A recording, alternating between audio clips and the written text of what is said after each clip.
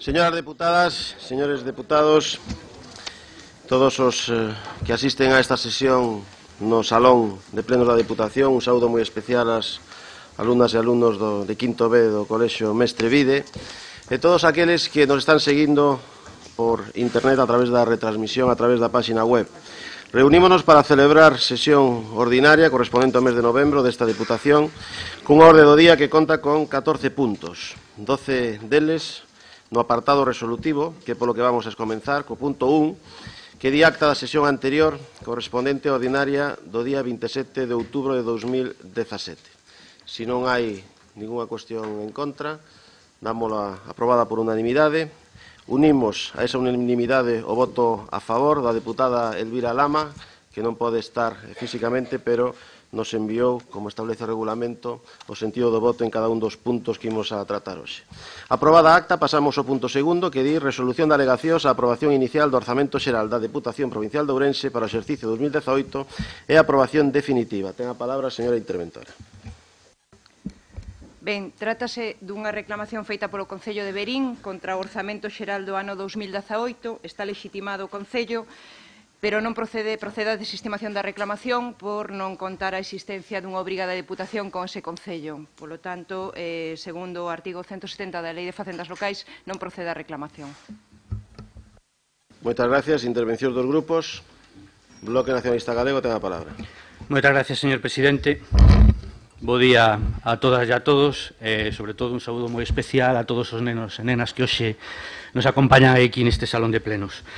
A respecto deste punto, indicar que nos estamos a favor, desde logo, de que se teña en conta a reclamación do Concello de Verín, que se teña en conta esa alegación. En todo caso, como o que estamos votando é a aprobación definitiva do orzamento para o 2018, a nosa postura a ese respecto é clara, xa quedou explicitada no pleno onde se produciu a aprobación inicial e onde, debatimos os orzamentos un pouco máis polo miúdo. Entón, en todo caso, nós, lóxicamente, vamos a repetir a postura daquil pleno e vamos a votar en contra deste punto, deixando claro que nós estamos a favor da resolución desta alegación en favor do reclamación ou recoñecendo aos dereitos do Concello de Verín e que, entendemos que a solución adoptada é a menos mala. De momento nada máis. Moitas grazas. Democracia Orensana. Sí, buenos días a todos. Los niños estos bienvenidos. No sabemos si han venido aquí como un premio o como un castigo, porque para aguantar esto van a flipar. No sé si aguantarán moito. Entonces no sé si los traen para que se diviertan o son los que lo hicieron mal en la clase. No lo sabemos. Lo sabemos dentro de poco. En cualquier caso, están viendo el futuro, niños, un futuro gris, como sigue esta persona ahí, el que está presidiendo. El malo es ese de ahí. Ese es el malo. Bueno, pues de estos presupuestos es una paranoia más de José Manuel Baltar, que quiere ser el primero en todo, en cosas que son realmente una auténtica chorrada, como ser el primero en España en Twitter. Entonces es una paranoia más de esta persona que es un infantil crónico, que le dejó el puesto de trabajo ahí su padre, porque tuvo que su padre ser condenado para conseguir que él estuviera ahí, y simplemente para que tenga paranoias de ser el primero en estas historias, pues viene con los presupuestos intentando anticiparlos antes de nadie para después tener que hacer constantemente modificaciones que no sirven para nada. Hoy me levantaba aquí, escuché la radio y me levanté con una grabación del señor J.M. Baltar, así que vamos a poner una psicofonía de J.M. Baltar hoy, que salió esta mañana en la radio, para que ustedes vean de qué va un poco toda esta historia. A ver si ponemos regular bien el audio. Descubrí que estaba hablando conmigo porque me di cuenta que Espera. Vamos a ver. Ostras, a ver si me voy a equivocar, porque hay aquí 400 notas de voz. Es esta. Próximamente mantendremos un encuentro también con un mercado importante que es el chino, y creo que hay un mundo de posibilidades y la Diputación como Gobierno provincial tiene que tutelar este proceso. O sea, o que faltaban aquí eran os chinos por vir. Os chinos, xa viñeron os yanquis, xa foi a Israel, xa falou cos alemáns, falouse outro día no discurso de inauguración de Corea del Sur, hablou del Hyperloop, que ainda non chegou aquí, xa falou do Hyperloop, e agora faltaban os chinos por vir. O sea, fijaros, por favor, qué paranoias tiene este hombre que se cree que es el presidente de la República de Orense. En vez de que es simplemente una persona metida a dedo en la Diputación de Orense, que es la última provincia de España, por desgracia, y donde la mayoría de estos niños que están ahí no van a vivir aquí en el futuro porque tendrán que emigrar si esta gente sigue gobernando. Eso es lo triste. Esos niños que están ahí, de mayores, no van a estar aquí, van a estar emigrados por culpa de personas como esta. Y este auténtico loco viene hablando de los chinos, vamos a hablar cos chinos, non sei que, pero Xorense é a última en exportaciones de España. Que chinos, home, que chinos? Que chinos? Cando a 17 anos eu xa estaba vamos a ver, yo con 17 años ya estaba en las ferias de Frankfurt, sabiendo lo duro que es el mercado, para que vengas tú aquí creyendo que el mercado se exporta así, llamando por teléfono a esta gente. No estoy diciendo que haya que empezar de joven ni nada, pero lo que estoy diciendo es que este cree que es simplemente hacer un enclave, una reunión y ya está, ya se hacen exportaciones. Obviamente eres un auténtico ingenuo porque, haciendo lo que dicen los americanos, somos la última provincia gallega en exportaciones. De este tema decir que nada más, y lo que aquí me quedo con esta noticia es con lo que salió ayer en la prensa, en la región. Fijaos, chavales, cómo no mentía. Fijaros cómo no mentía. El que miente es el malo, el de Star Wars, ¿sabes? Es un caballero Sith, ¿sabes? Vale. Bueno, pues mirad, niños, lo que ponía ayer el periódico, ponía, casi 13.000 orensanos se fueron el año pasado a trabajar fuera. Casi 13.000 orensanos se fueron a trabajar fuera. Esta é a realidad. E logo, las paranoias que teñen na cabeza son cousiñas que el ten na cabeza. Cousiñas que ten. Grupo Socialista, ten a palabra. Moitas gracias, señor presidente. Moi bo día a todos e a todas, os que estades aquí presentes, están aquí presentes, e os que nos estean escoitando a través das redes. E quería tamén mandarlle un saúdo especial a toda esta xuventude, a todos estes mozos e mozas, ou nenos e nenas que están aquí. E darlle a benvida, alegrámonos moito por parte do Grupo Socialista de que estean aquí, porque, sin dúbida, isto é un proceso moi importante da súa aprendizaxe. Vexan o que é a cousa pública, a xestión pública. Isto é de todos, voso tamén. Por lo tanto, moi benvidos, seguide con esa boa educación, nunca a perdades, que veñades máis veces. Entrando xa en materia, moi breve, señores e señoras, en lido o informe de intervención, lido a proposta, nos, ao igual que dixo o compañeiro do BNG, vamos ratificar o noso voto en contra dos orzamentos. Estamos tamén a favor da alegación do Concello de Verín. Era unha subvención xa dada que por diferentes motivos non puido ser materializada. Bueno, vemos tamén que hai un compromiso firme para levála adiante. Xa digo, votamos a favor da emenda do Concello de Verín, ou manifestamos o noso voto a favor deles, da alegación, mellor dito, e o noso voto en contra dos orzamentos. Moitas gracias. Grupo Popular, cando queira. Gracias, presidente, deputadas, deputados, estimado público que hoxe nos acompaña, ben neste salón ou a través de internet, pero permítame tamén que de maneira especial, señor Jácome, buenos días a usted tamén, de maneira especial, saúde e dea benvida a este grupo de nenos e nenas que hoxe nos acompañan do Colexio Mestre Vive, como non, os seus profes. Espero que hoxe levedes de aquí un bo recordo, que saquedes o positivo do que vai pasar aquí, porque xa empezamos cos chascarrillos, e isto vádelo a ver durante o pleno, supoño que máis dunha ocasión. Sacai o positivo de aquí, espero que nun futuro non moi lexano vos vexamos a algúns de vos, polo menos, nestas bancadas, ben como membros da corporación ou como funcionarios ou operarios desta casa. Benvidos, pois. E ciñíndome xa a orde do día, xa digo, ao marge dos chascarrillos que xa nos brindaron de entrada cos buenos días, ciñireime a orde do día como debe ser e non falarei do que non nos ocupa. A nosa posición ao respecto deste tema quedou bastante clara ou clarísima na comisión informativa correspondente, pero a vou a repetir outra vez, incluso de maneira un pouco máis detallada para que non se faga demagoxia e oportunismo deste tema.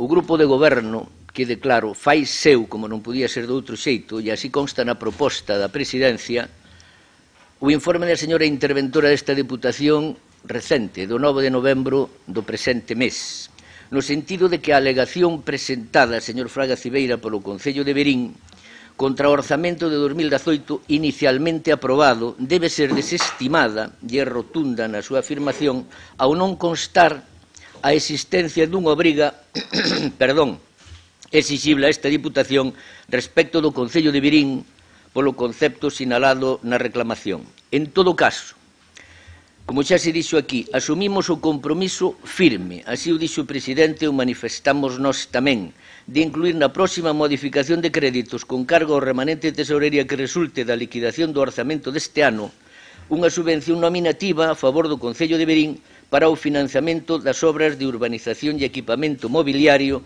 do Centro Cultural das Artes de Verín. Polo tanto, o di moi claro a señora interventora no seu informe, e non vou a dar lectura a él, pero invitos a que o lean vostedes para evitar, xa digo, oportunismos e demagoxia. Quede claro, pois, que dende o punto de vista técnico, esta Deputación obrou e está obrando correctamente, e do punto de vista político, a vontade do presidente deste grupo de goberno, acabo de dicilo, é que no primeiro expediente de modificación de créditos que veña a este pleno se incluya esa subvención para darlle axuda e cooperación como é a nosa obligación ao Concello de Verín. Moitas gracias. Grazas. Alguna outra intervención? Non hai, entón sométese a votación esta resolución de alegacións e aprobación definitiva dos orzamentos do 18. Votos a favor, 14, votos en contra, 9, abstencións, 2, queda aprobada. Moitas grazas. Rexístrase tamén o voto en contra de Elvira Lama. O punto 3 é a fixación dunha vixencia de 2 anos para o plan económico financeiro por incremento da regra de gasto. Ten a palabra a señora interventora.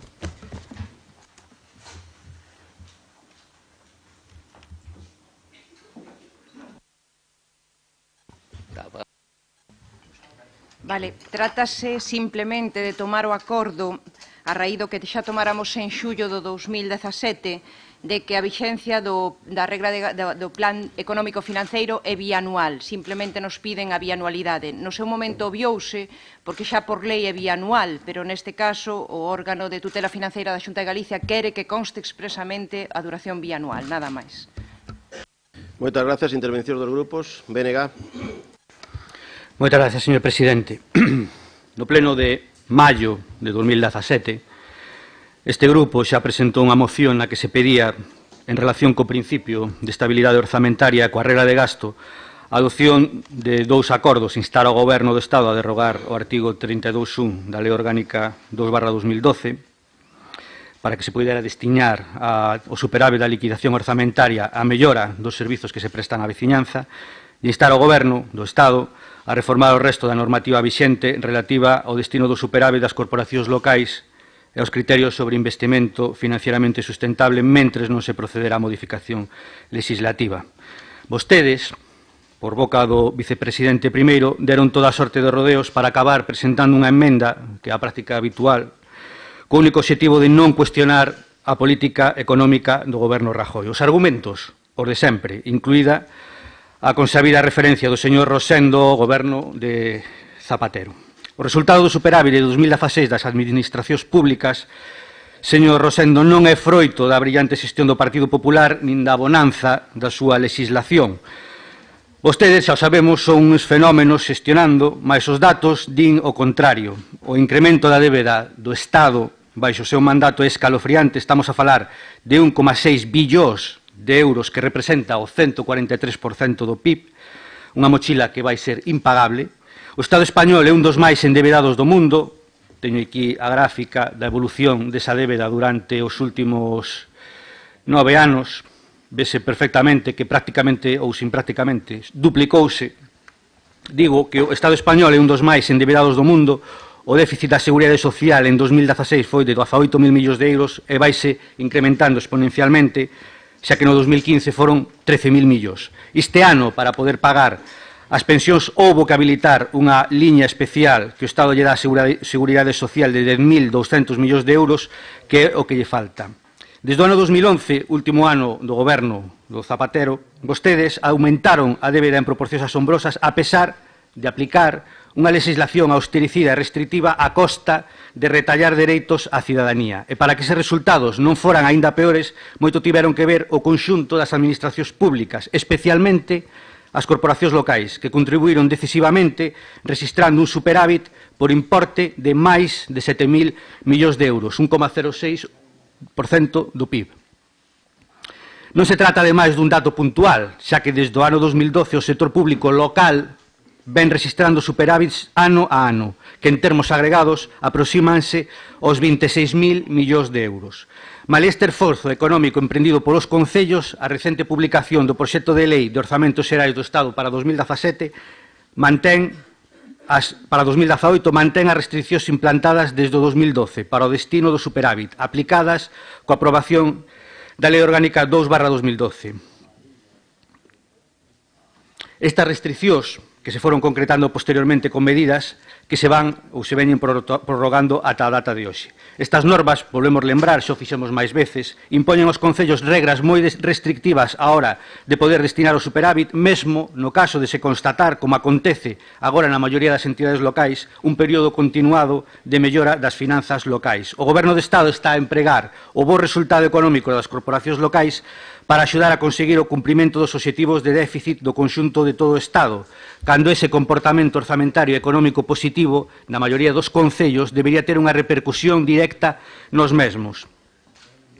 A contención do gasto que se impón ás corporacións locais é arbitraria respecto de outras administracións e non garda relación cas preocupacións e necesidades das maiorías sociais. Contrasta que, sendo as entidades locais cumpridoras de estritas obrigas no escenario económico adverso, cando teñen unha melloría nos seus resultados, teñan que continuar con limitacións severas, mentras que outras políticas públicas, como, por exemplo, o gasto militar, que se incrementa este ano un 32%, que xa non tiveron que afrontar unha contracción de tanto calado como a imposta aos propios concellos, agora son as que teñen a preferencia do Goberno central para expandir a súa capacidade de gasto. Por eso, señores e señoras do Partido Popular, cando se cree ferventemente nunha lei, non se poden facer trampas e incumplila ao antollo de cada quen. Dinos os técnicos desta casa, no Concello de Madrid, o señor Montoro interviu a Facenda, nos dicimos claramente que esta lei supón un problema. Vostedes que é a panacea para a reducción do déficit. Xa se ve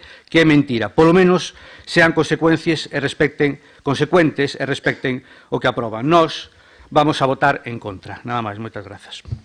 Democracia Orensana.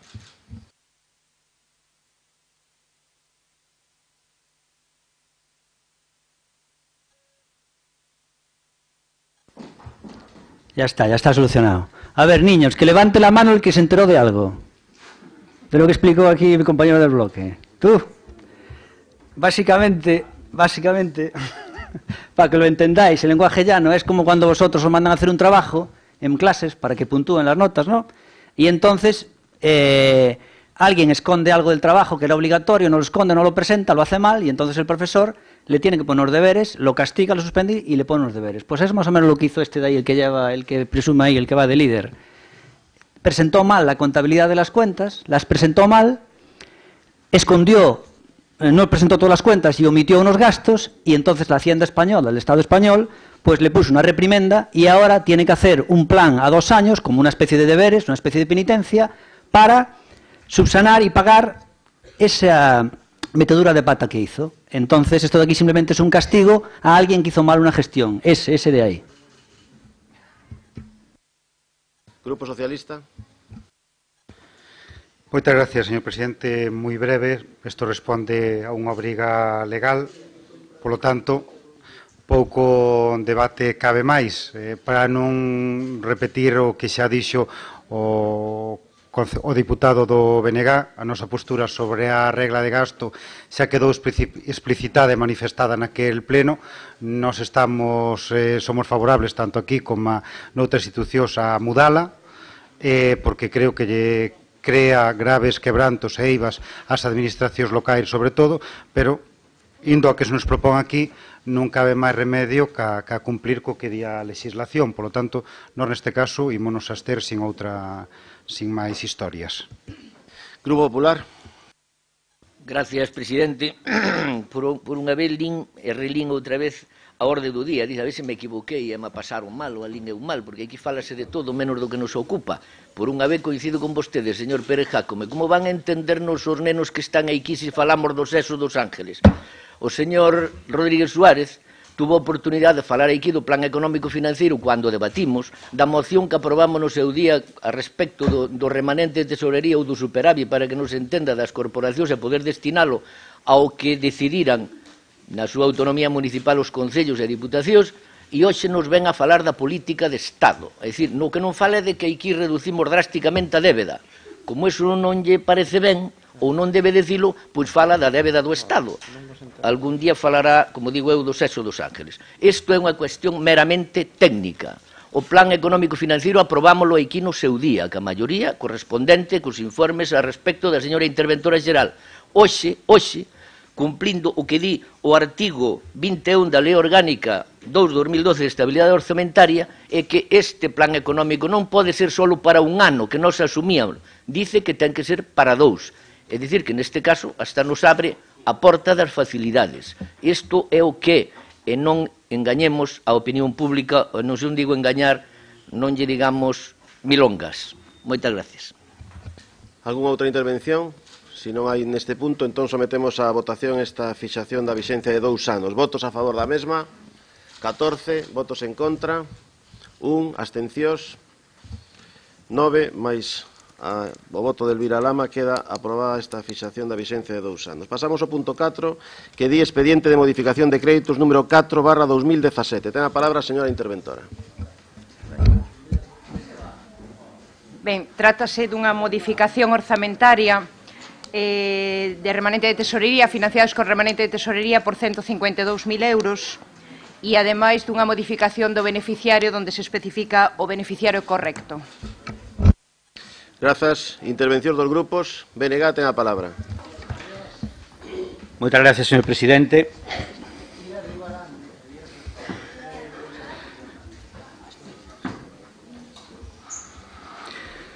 Expediente de modificación de créditos 4/2017. Non vamos a decir nada porque é un tema suficientemente falado, explicado, as posturas por parte de todos están claras, únicamente pois parece que se están vostedes presentando ou preparando xa para as datas que nos aveciñan, preparando pois estes sorteos da lotería, o sorteo do RES, preparándose para esa pedrea que caerá pronto. Nos vamos a votar en contra, nada máis. Moitas gracias. Democracia Orensana. Sí, bueno, ya mandaron salir a los cativos. Una pena, porque realmente si los niños entienden lo que hablamos aquí, lo puede entender mucha más gente, ¿no? Pero bueno, volveos traer, queda chesquente, pero vuelve a traer rapaces, vuelve.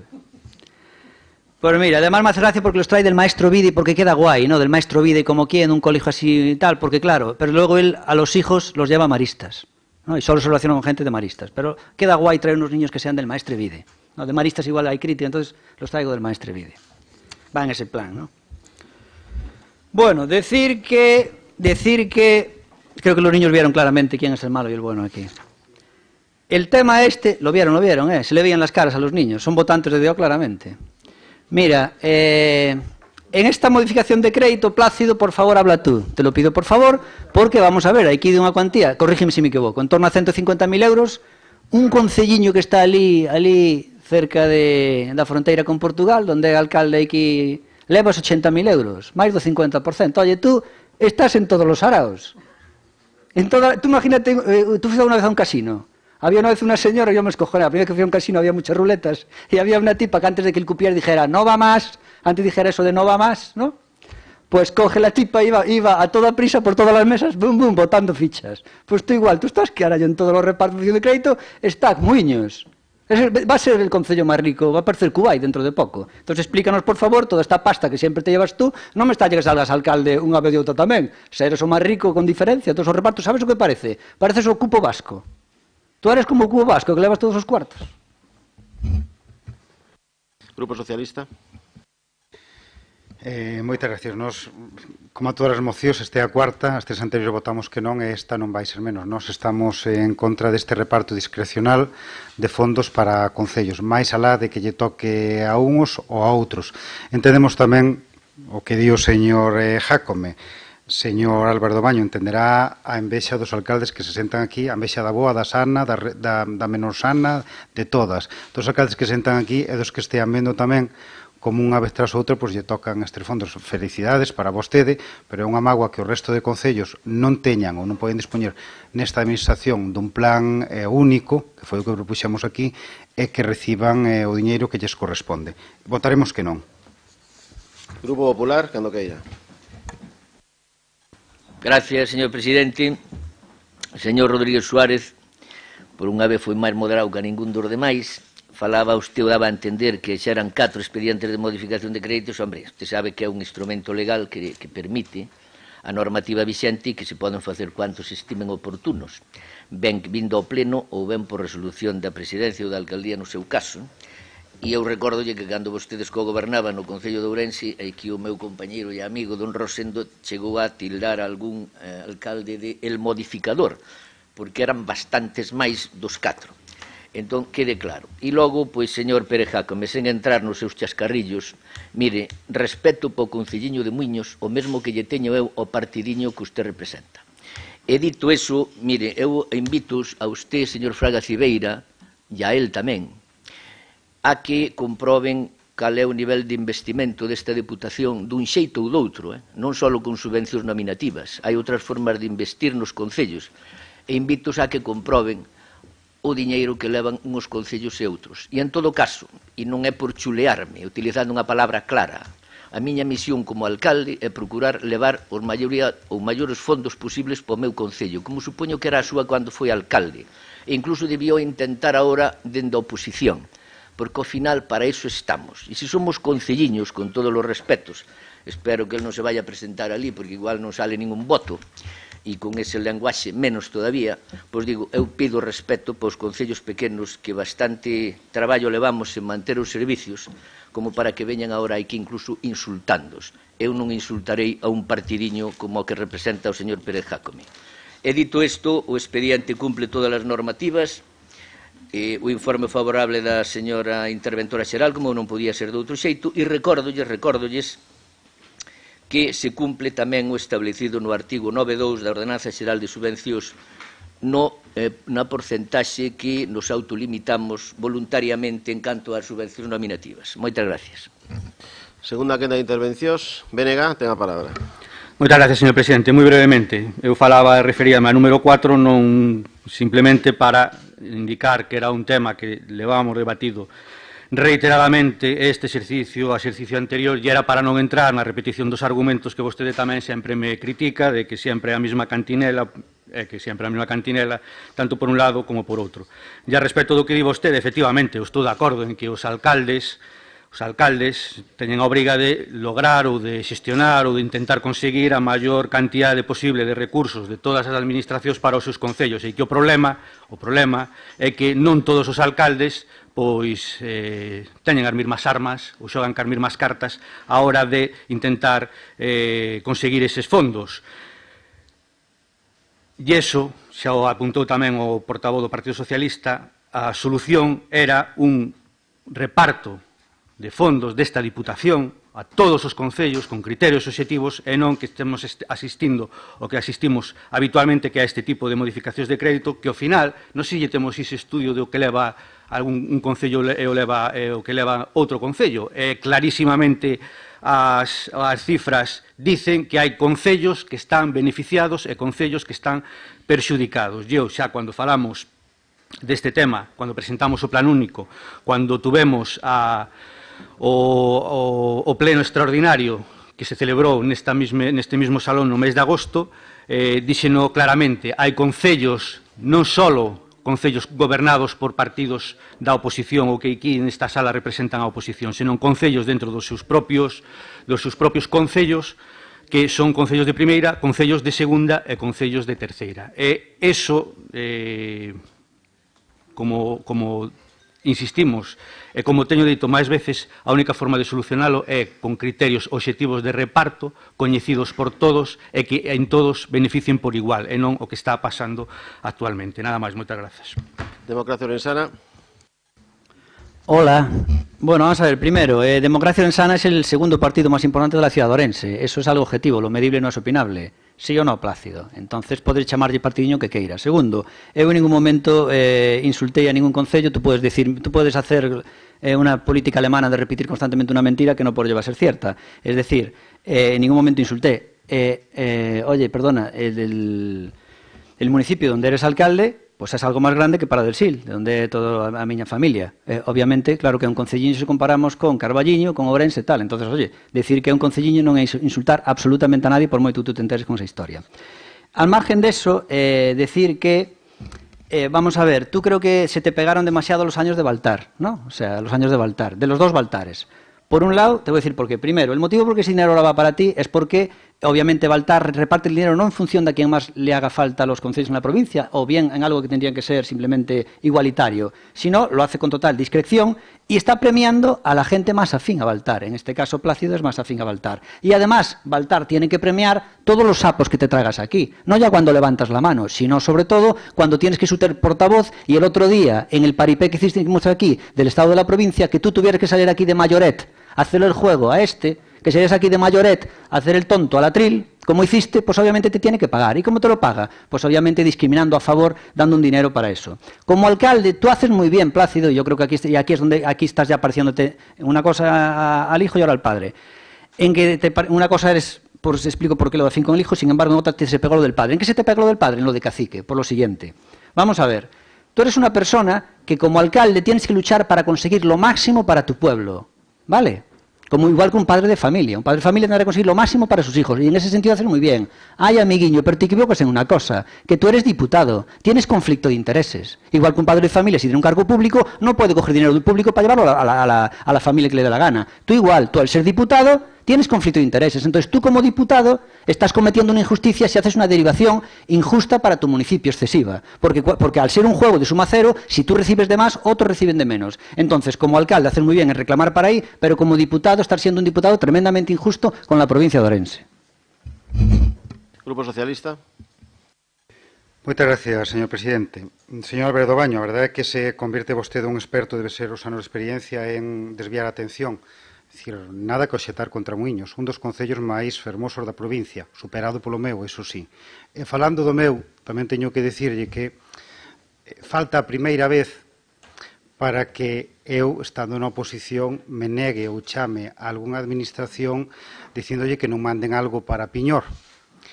Cousa que padecín cando estaba de alcalde, que, polo que me decían, algúns altos cargos da administración do seu concello se producía.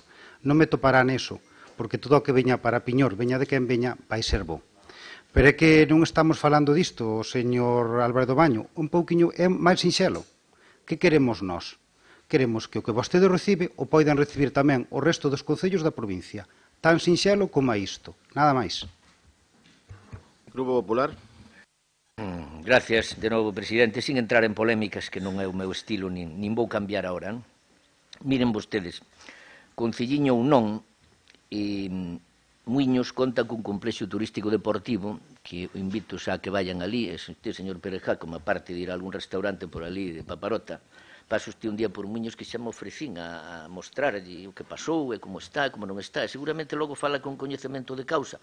O mellor o seu compañeiro do lado pode dicir máis que anduvo por ali tomando algunha cerveza e facendo campaña electoral.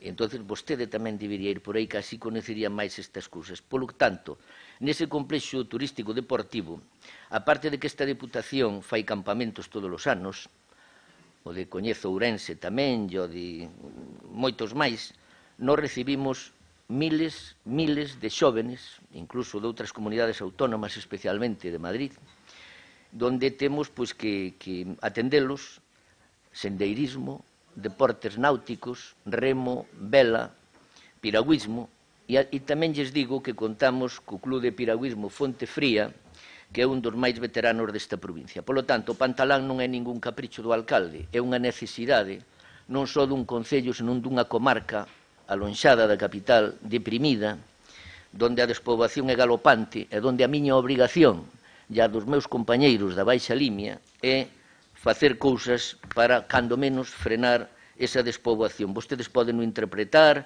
de que se eu son baltarista de un, de outro, interprete usted o que lle dé a gana. Eu estou donde estou, son amigo dos meus amigos, e leal donde estou. E o día que non queira selo, pois ireime tranquiliñamente e caladiño, señor Pérez Jácome. O mellor vostede non pode facer o mesmo. E volvo a decir, señor Fraga Cibeira, invito de novo a que comparen os investimentos dun xeito ou doutro desta Diputación nos distintos concellos da provincia. E, ao mesmo tempo, miren que xestións fai cada grupo de goberno ou cada alcalde, porque a ver se o señor presidente vai ter que levarlle algunha subvención a algunha casa. A ver se vai ter que facer eso.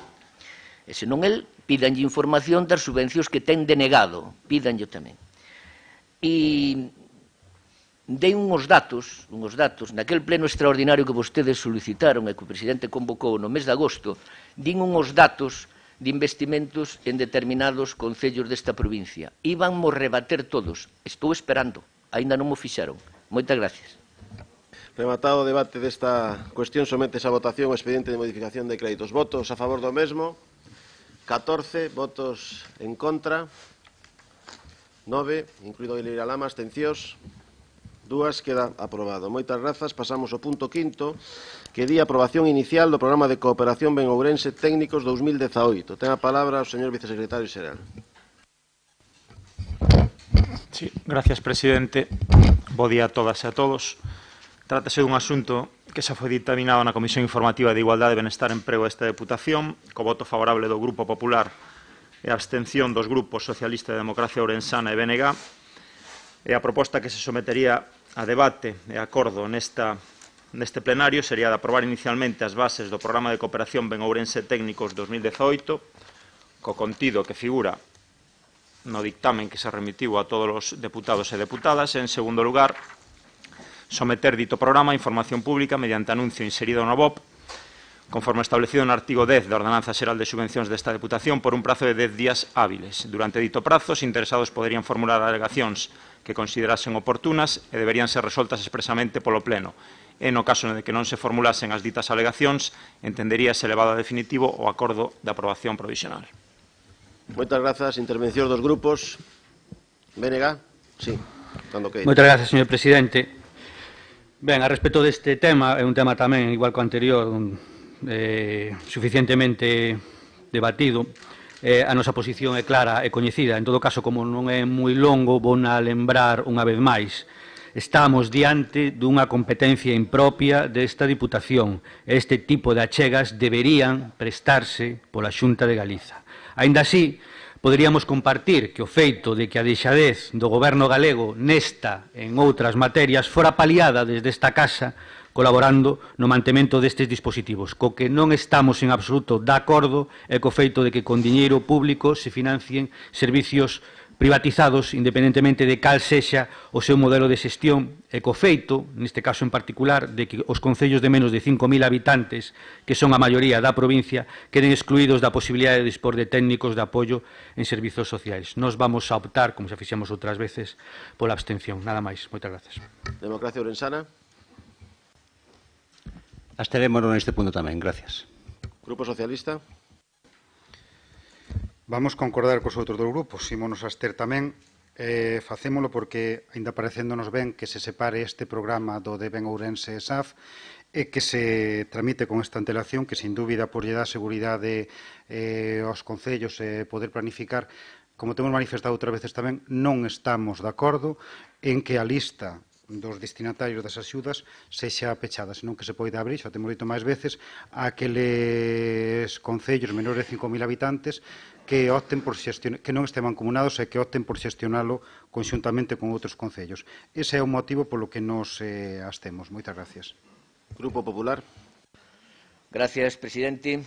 Pois, como ben se di na proposta da presidencia, en exercicios anteriores, as accións de cooperación consistentes na asistencia económica para a dotación de persoal técnico e equipos municipais de servizos sociais comunitarios con perfis diferentes e complementarios ao de traballador social, como todos saben, e a asistencia económica tamén relativa ao Servicio Básico de Axuda no Fogar, o SAF básico, como se coñece, agrupábanse nun programa único denominado Ben-Ourense.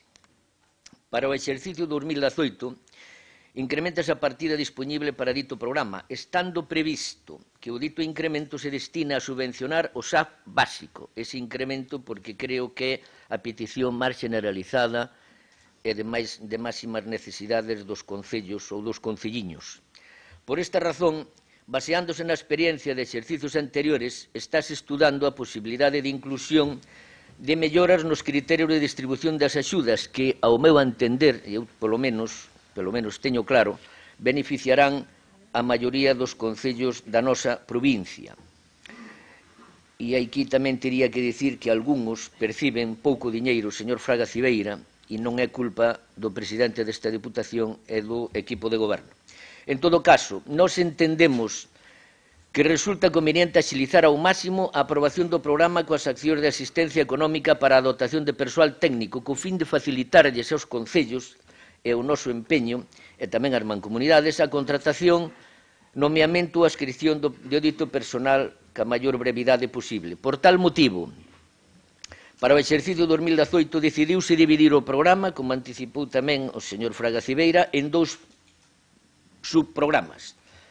O ben Ourense Técnicos, que é o que nos ocupa hoxe, e o ben Ourense SAF, é dicir, o Servicio de Axuda no Fogar, para os efectos de poder anticipar a programación do programa ben Ourense Técnicos sen necesidade de esperar a que conclúa o proceso de elaboración do programa ben Ourense de Servicio de Axuda no Fogar.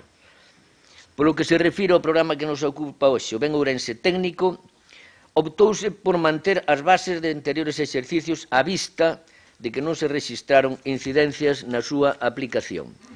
E recordo, como xa se falou aquí no seu momento, que o importe da subvención por profesional, de acordo co previsto no decreto 99/2012, polo que se regulan os servizos sociais comunitarios e o seu financiamento, que, como saben todos, foi modificado por a orden de 13 de xullo do ano pasado, de 2016, por cada técnico superior do grupo A, subgrupo A2, é dicir, as UTES e as UNIS, percibirá cada concello ou mancomunidade por cada técnico 16.815 euros e por cada técnico medio do grupo A, subgrupo A1, nas UNIS, recibirá 20.229 euros. Esa apertura da lista de beneficiarios, señor Fraga Cibeira, non vou entrar nela porque creo que falamos sobradamente no pleno no que debatimos este asunto. Moitas gracias. Abrimos unha segunda quenda de intervención, se algún grupo quere.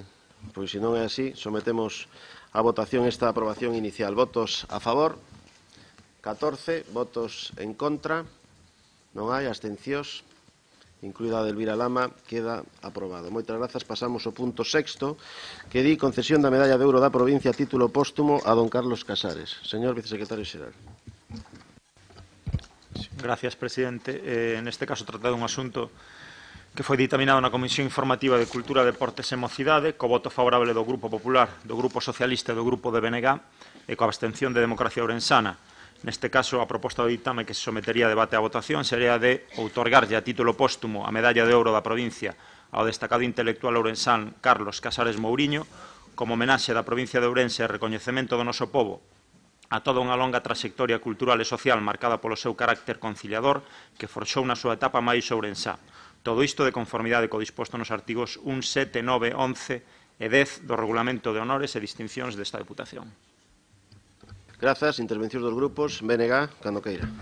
Moitas gracias, señor presidente. Moi brevemente, nos vamos a votar, lóxicamente, como xa fixemos na comisión, a favor. Vou a deixar para o señor Doval, que seguramente na súa propia intervención entrará máis por un miúdo no relatorio da relación de méritos que nos levan a aprobar esta concesión desta honra a Carlos Casares. Simplemente indicar que Carlos Casares pois é unha figura destacada ou destacadísima das nosas letras. Este ano foi o ano de Carlos Casares, dedicáronselle as letras, o Día das Letras Galegas, e é unha figura que deixou unha profunda pegada no concello ao que eu pertenezco, no que eu son concelleiro, que é o Concello de Xinzo, un concello que foi concello da adopción de Carlos Casares. Como digo, é unha figura, xa o dixen tamén na comisión informativa, que suscita unha grande unanimidade ao seu redor e que, insisto, no noso concello e na nosa vila deixou unha profunda pegada, e ali, tamén xa, a parte dos actos que se desenvolveron con respecto ao arredor do Día das Letras Galegas, pois xa fixemos os nosos propios recoñecementos da súa figura. Lembro, temos unha praza Carlos Casares, temos un colexio Carlos Casares. Entonces, reiterar o noso apoio e o noso recoñecemento á figura de este destacado escritor galego. Nada máis, moitas grazas. Democracia Ourensana. Hola, bons días a todos. Bueno, da figura de Casares xa se falou suficientemente, xa tivemos un pleno previo, coincido con Ramiro que seguramente o portavoz do Partido Popular fará un análisis mellor da súa biografía. Eu creo que un bo homenaxe que lle podíamos facer ao escritor e editor, porque hai que ter en conta que unha das funcións principais na promoción da lingua galega que tuvo Casares foi a de ser editor, ter unha editorial. Un bo homenaxe que lle podíamos facer sería un pequeno análisis do que podría ser unha clase de lingua galega, non? Eu tuve a sorte, durante unha época da miña vida, de ser alumno do famoso Xocas aquí en Lorenzo. E lembro unha vez que, falando na clase, dixo: como dirías en gallego mi casita? Entonces dixo un alumno: miña casiña. E dicelle Xocas: a ver, volve a pensar a ver se é o mismo decir mi casita que miña casiña. Entonces empezamos todos a pensar, pois non é o mesmo en galego decir miña casiña que decir en castelán mi casita. Entón, el dixo, mira, porque no galego o sufijo iña non solamente de que algo é pequeno, sino que é algo como con cariño. Entón, lembrouseme esa anécdota ahora, cando ao decir un concelliño, pois o alcalde do Concello de Buños Plácido entendeuno como algo despectivo, e o meu compañeiro posiblemente o entendeu no sentido que dicía Xocas, pois algo cariñoso. De todas formas, non é máis que unha pequena reflexión, como dicía, do complexa que é a lingua galega, do difícil que é a veces entender o senso das palabras nesta fermosa lingua. Penso que isto podría ser un tema para divertir con Carlos Casares si estuvera con nós. Nada máis, gracias. Grupo Socialista. Moitas gracias. Nós, como non pode ser de outra maneira, imos votar a favor, xa nos adherimos ao expediente de honra que se tramitou. Non vou entrar moito na súa glosa porque entendo que o señor Doval o vai facer para non repetirnos, pero digo como non podía ser menos porque aparte a persoa que estamos falando estuvo moi vinculada co meu partido político, chegou a ser deputado no Parlamento de Galicia e aparte de outros moitos servicios, así están nas súas obras que lle fixo a esta provincia e esta sociedade. Así como a morte física é inevitable e todos somos pasables, a outra é conveniente que non se produza, que queda na memoria. E estes eventos e estes recordos, sin dúbida, contribuyen a elo, a manter a presencia daquelas persoas que nos fixeron ou nos fan mellores a todos e mellores a esta provincia. Moitas gracias. Grupo Popular, ten a palabra. Señor Presidente, señores deputados e persoas que nos acompañan e tamén aqueles que están vendo ou que van a ter noticias deste pleno tan importante para a nosa provincia e para a persoa a que hoxe vamos a dedicar esta honra. Gracias, señor Presidente, por haber dado a oportunidade de instruir o expediente de honra a unha persoa que por riba da súa traxectoria como escritor, como profesional, como todas as responsabilidades que tivo durante a súa vida, que non foi longa, desgraciadamente, foi bon e xeneroso. Expediente de honra a Carlos Casares Mouriño, o que suscribe nomeado instructor das dilixencias conforme sinala o regulamento de honores e distincións da Deputación de Ourense, co obxecto de conceder honras a favor do insigne escritor ourensán Carlos Casares Mouriño, ten a ben informar o seguinte: que por providencia do presidente da Deputación, don Manuel Baltar, con data 18 de maio de 2017, dispuxo que se levara a trámite o expediente de honra para a concesión da medalla de ouro da provincia como homenaxe desta ao insigne escritor ourensán Carlos Casares Mouriño, coincidindo coas homenaxes recibidas en todo o territorio galego no ano das letras galegas 2017, conforme ao capítulo 3 do Regulamento de Honores e Distincións desta Deputación, nomease instructor do expediente o deputado don Manuel Doval, e secretario deste o asesor de Política Cultural don Aurelio Gómez, para indagar en cantos méritos concorren nesta persoa tanto nos aspectos vitais,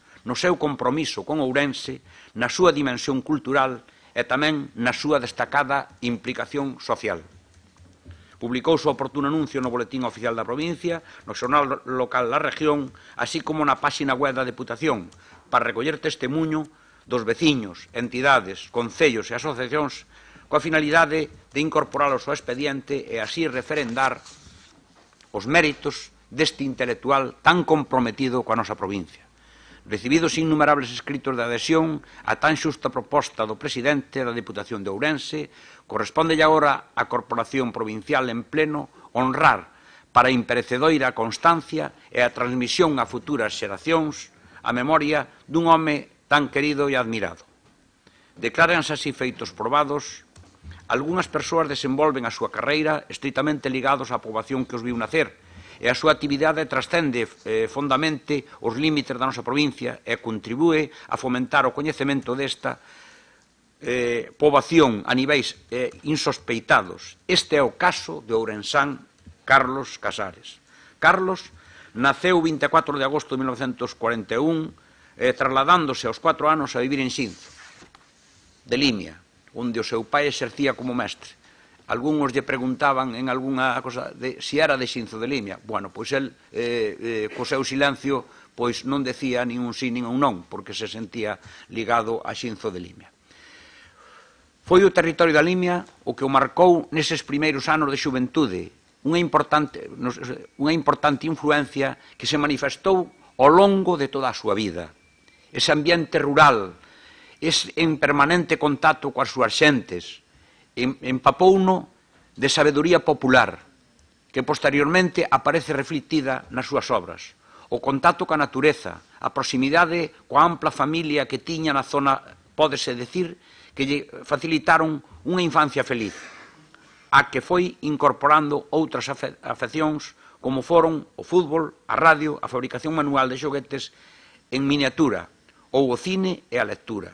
Aqueles espléndidos veráns ao aire libre complementábanse co cru inverno, onde a paisaxe familiar mudaba e transformábase moitas veces nunha escena ao redor do lume, cas cociñas tradicionais na que xurdían longos faladoiros cheos de historia de familiares, amigos e criados, nas que non faltaba o humor ou o misterio, e que marcou unha pegada innegable na literatura de Carlos.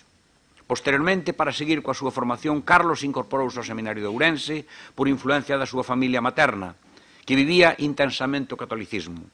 Foi precisamente no seminario onde Casares se iniciou como escritor, publicando un xornal, El Leverno, do que se declaraba director e único xornalista. Esta etapa no seminario foi decisiva para descubrir a súa faceta de incipiente escritor, xa que nos típicos traballos de redacción, as de Carlos adoitaban ser as máis destacadas e as que posteriormente se leían en público. Isto animouno a fisgar na ampla biblioteca do seminario e a devorar canta literatura podía. Nos veráns en Xinzo seguía con esa ambición lectora, e neste caso, na biblioteca da vila, podía acceder a outro tipo de literatura máis liberal. Nos seus anos mozos, e xa en Ourense, entrou en contacto co grupo cultural máis importante da cidade, no que estaban Arturo Ezcano, Risco, Prego de Olivier, Antón Tobar, Xaime Quesada, Cisco Manzano, Xaquín Lourenzo, Conde Corval, todos eles moi influentes, e que nos faladoiros habituais nos que se xuntaban en distintos cafés da cidade loaban a brillante forma de escribir que xa manifestaba o mozo Casares. Nos anos 60, trasládase a Compostela e ali entra en contacto con outros grupos culturais liderados sobre todo por Ramón Piñeiro, unha persoa que para el foi sempre un referente e co que mantuvo unha estreita amizade. O que o leva a significarse en movementos estudiantís do ámbito galeguista.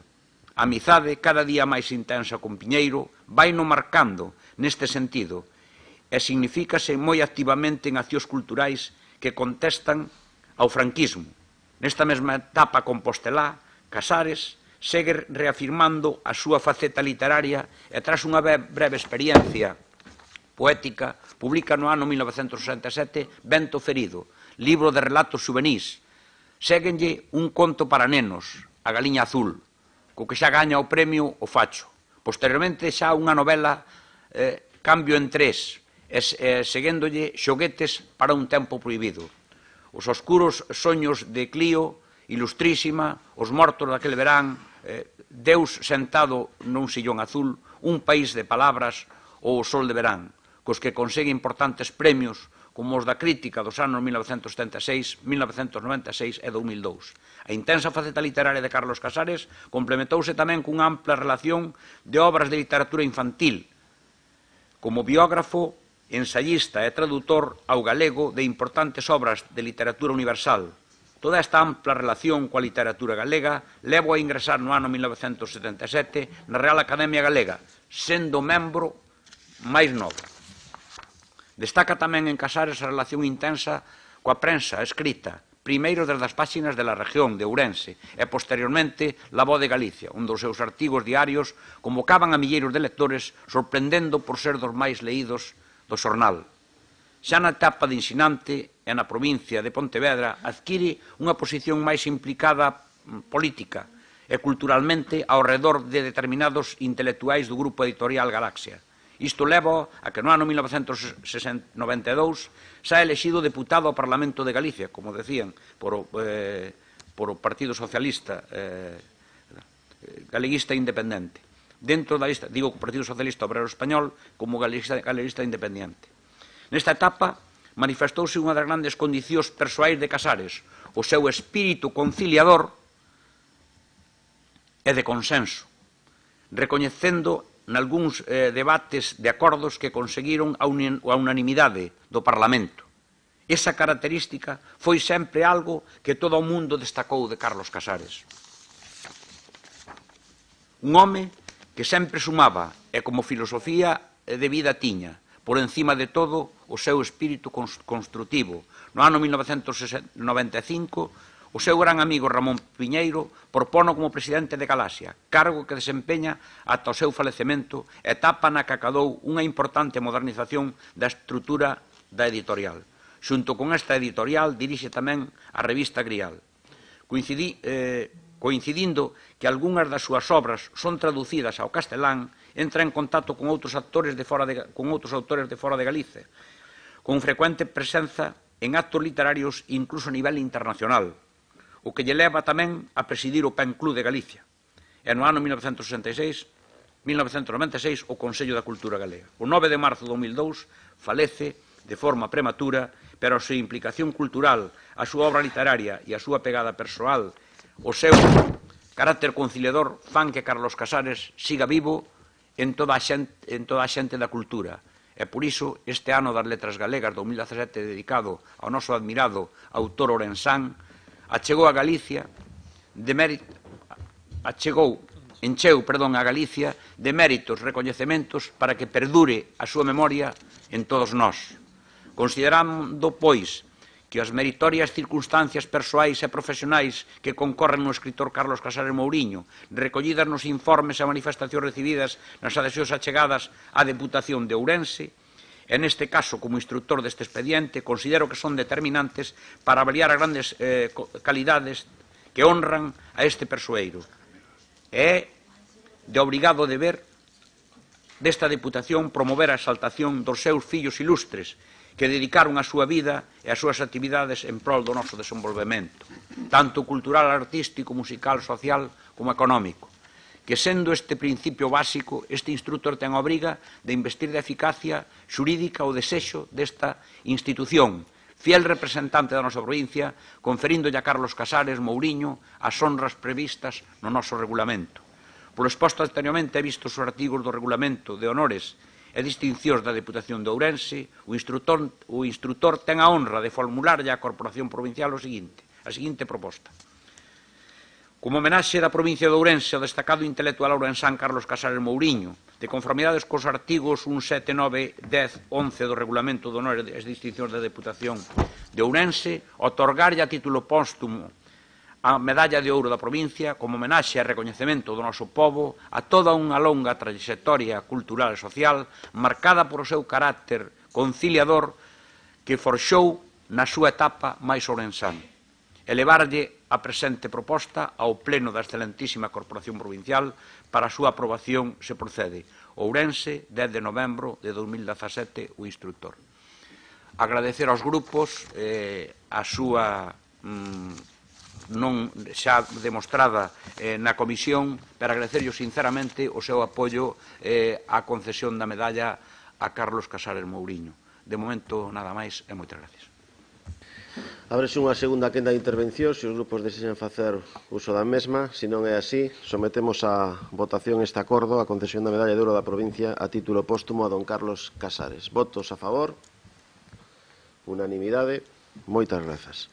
O punto séptimo di cambio de data do pleno ordinario correspondente ao mes de decembro. Dado que non foi dictaminado en comisión, corresponde en primeiro lugar ratificar a súa inclusión na orde do día. Sométese a votación esta ratificación. Votos a favor? Unanimidade. Moitas grazas. Ten a palabra o señor vicesecretario xeral. Sí, gracias, presidente. Unha vez ratificada a inclusión na orde do día deste asunto que non fora dictaminado nas comisións, a proposta que se sometería a debate e votación neste plenario sería a seguinte: fixar a data de celebración do pleno ordinario do mes de decembro para o día 22 de decembro, venres, ás 10 horas, e as comisións informativas ordinarias correspondentes a este pleno terían lugar os días 13 e 14 de decembro, polo mesmo orde que no resto dos meses.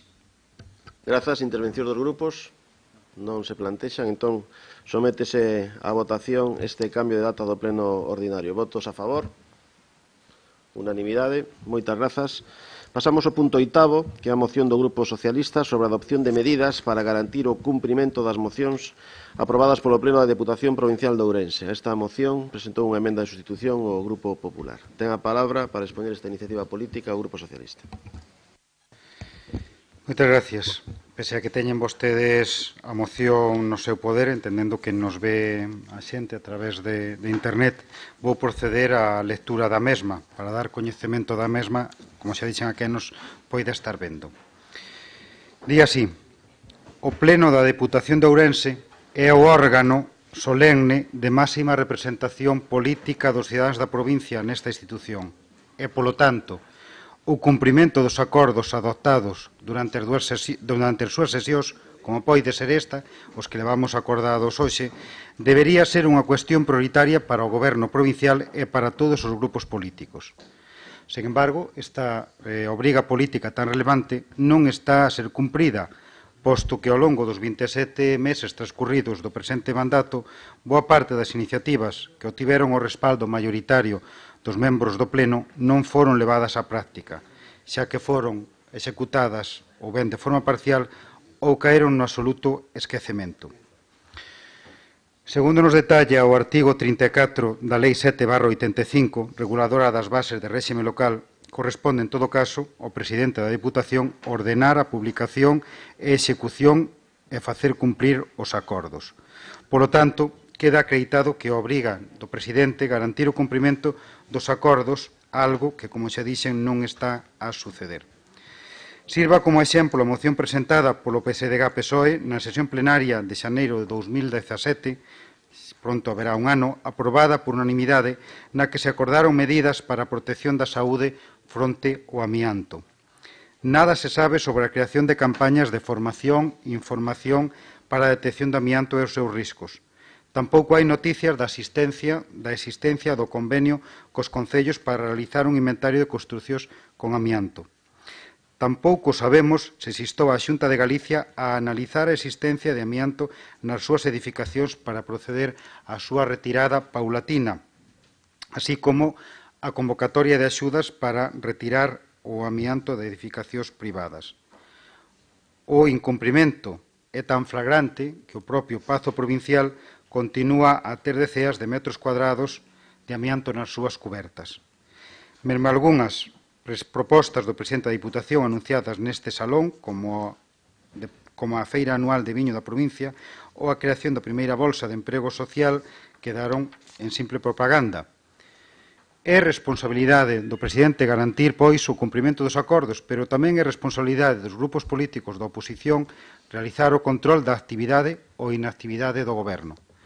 É responsabilidade dos membros do Pleno mostrar o respecto á institución e o reiterado incumprimento destes acordos plenarios supón un importante ataque á credibilidade da Diputación e á política en xeral.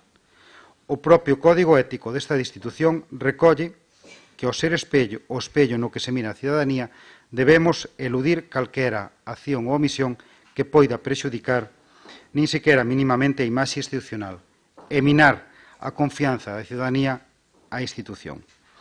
Facer propostas, debatilas e aprobalas para despois omitilas e non facer nada supón un grave ataque á imaxe e a confianza das deputacións, xa moi cuestionada pola opinión pública. En base ao exposto, propoñemos as seguintes propostas para o seu acordo.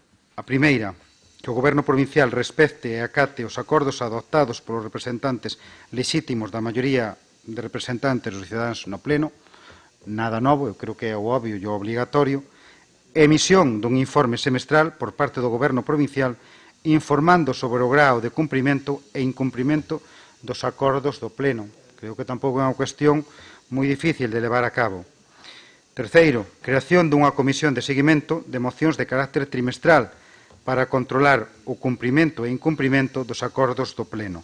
Esta comisión, que estará integrada por un representante designado por cada partido político do Pleno e polo secretario de institución, deberá definir e aprobar un cronograma de cumprimento e incumprimento dos acordos. E rematamos coa derradeira, que é a creación dunha páxina web no portal de transparencia da Deputación Provincial, na que se publicarán os acordos aprobados no Pleno, polo Pleno, sinalando o grao de cumprimento ou incumprimento definido e aprobado pola Comisión de Seguimento, así como as incidencias e previsións de resolución no caso de habelas. A moción é moi sinxela no seu contido, pero é unha moción de calado e que pretende poñer sobre o foco a obriga desta Diputación de cumprir os seus propios acordos. Nada máis. Intervención do resto dos grupos. Benegá, ten a palabra. Moitas gracias, señor presidente. Para empezar, simplemente como unha anécdota a respecto desta moción, dicir que hai unha moción, supoñemos que será casualmente, na provincia de Granada, en Atarfe, concretamente, presentada por Ciudadanos, que é prácticamente igual a esta ou vai na mesma dirección. En todo caso, indo ao tema, para nós, o debate se valen para algo as mocións que se aproban ou non valen para nada. Se o que facemos aquí, mes tras mes, é unha simple escenificación ou realmente temos capacidade para defender de modo efectivo os intereses dos veciños e das veciñas. En definitiva, se as mocións que se aproban son de obrigado cumprimento ou non teñen validez xurídica algunha. Porque da resposta destas preguntas lévanse ou dedúcense dúas consecuencias prácticas. Marca que o Pleno teña algunha utilidade, que os cidadáns sintan que están representados, ou simplemente que veñamos aquí mes tras mes a tomar acordos cuya efectividade ao final depende exclusivamente da vontade de quen goberna. Nós témolo claro, nós entendemos que as mocións sobre asuntos que son competencia exclusiva do Pleno son de obrigado cumprimento, e non só porque desde o punto de vista do ordenamento xurídico estemos a falar dun dereito fundamental, como logo explicarei. Tamén somos plenamente conscientes que algunhas mocións, pola súa formulación, teñen un difícil encaixe á hora de efectivizarse, cando menos no curto prazo. Cando falamos de instar, realmente o que estamos é a pedirlle ao presidente que faga personalmente xestións, non que se limita a dar traslados dos acordos sen máis. Cando non acoutamos prazos, estamos dándolle á presidencia unha certa discrecionalidade para a posta en marcha dos acordos, pero en ningún caso para que non se executen. O artigo 23 da Constitución, esa que tanto consagran e que tanto lle gusta aplicar aos demais, di que os cidadáns e cidadás teñen o dereito a participar nos asuntos públicos, directamente ou por medio de representantes, libremente elexidos en eleccións periódicas por sufraxio universal. Aínda que é un dereito fundamental que debe ser desenvolto por leis, non hai ningunha lei ou sentencia que diga que as mocións presentadas polos grupos en materia que son competencia, como digo, do Pleno non teñen eficacia ou valor xurídico.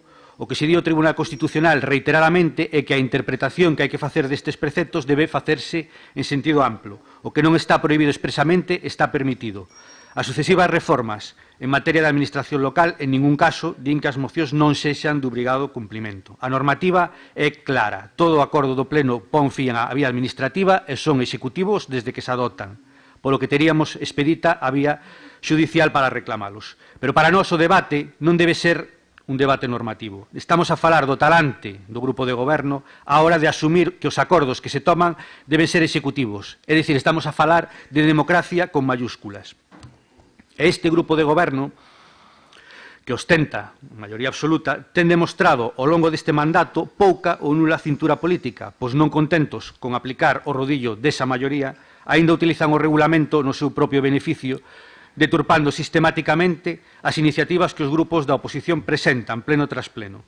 Lembro que esta cuestión xa foi obxecto de denuncia deste grupo a través de sucesivas propostas, a última no pleno de hai unha semana.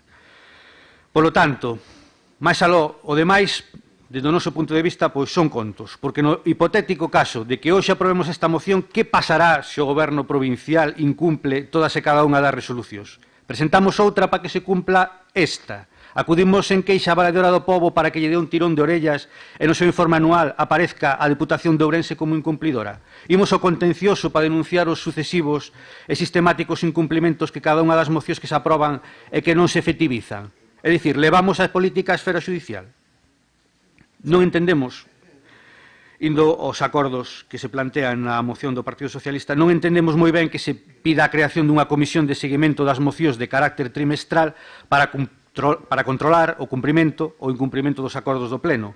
Xa están as comisións do propio Pleno para eso, sen necesidade de crear nada. O único que temos que facer os grupos da oposición é facer o correspondente seguimento e demandar o seu cumprimento. En resumo, o grupo de goberno teno realmente doado. Teñen unha maioría absoluta que permite bloquear calquera iniciativa da oposición. En aquelas que lle poden resultar incómodas, teñen o regulamento ao seu servicio, polo que non teñen a máis mínima excusa para non executar os acordos que finalmente deciden aprobar.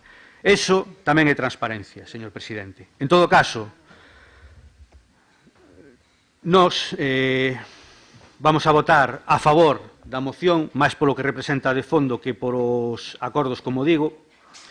En cuanto á emenda que presenta o Partido Popular, na súa liña habitual, pois dicir que nós vamos a optar por abstención. Nada máis, moitas gracias.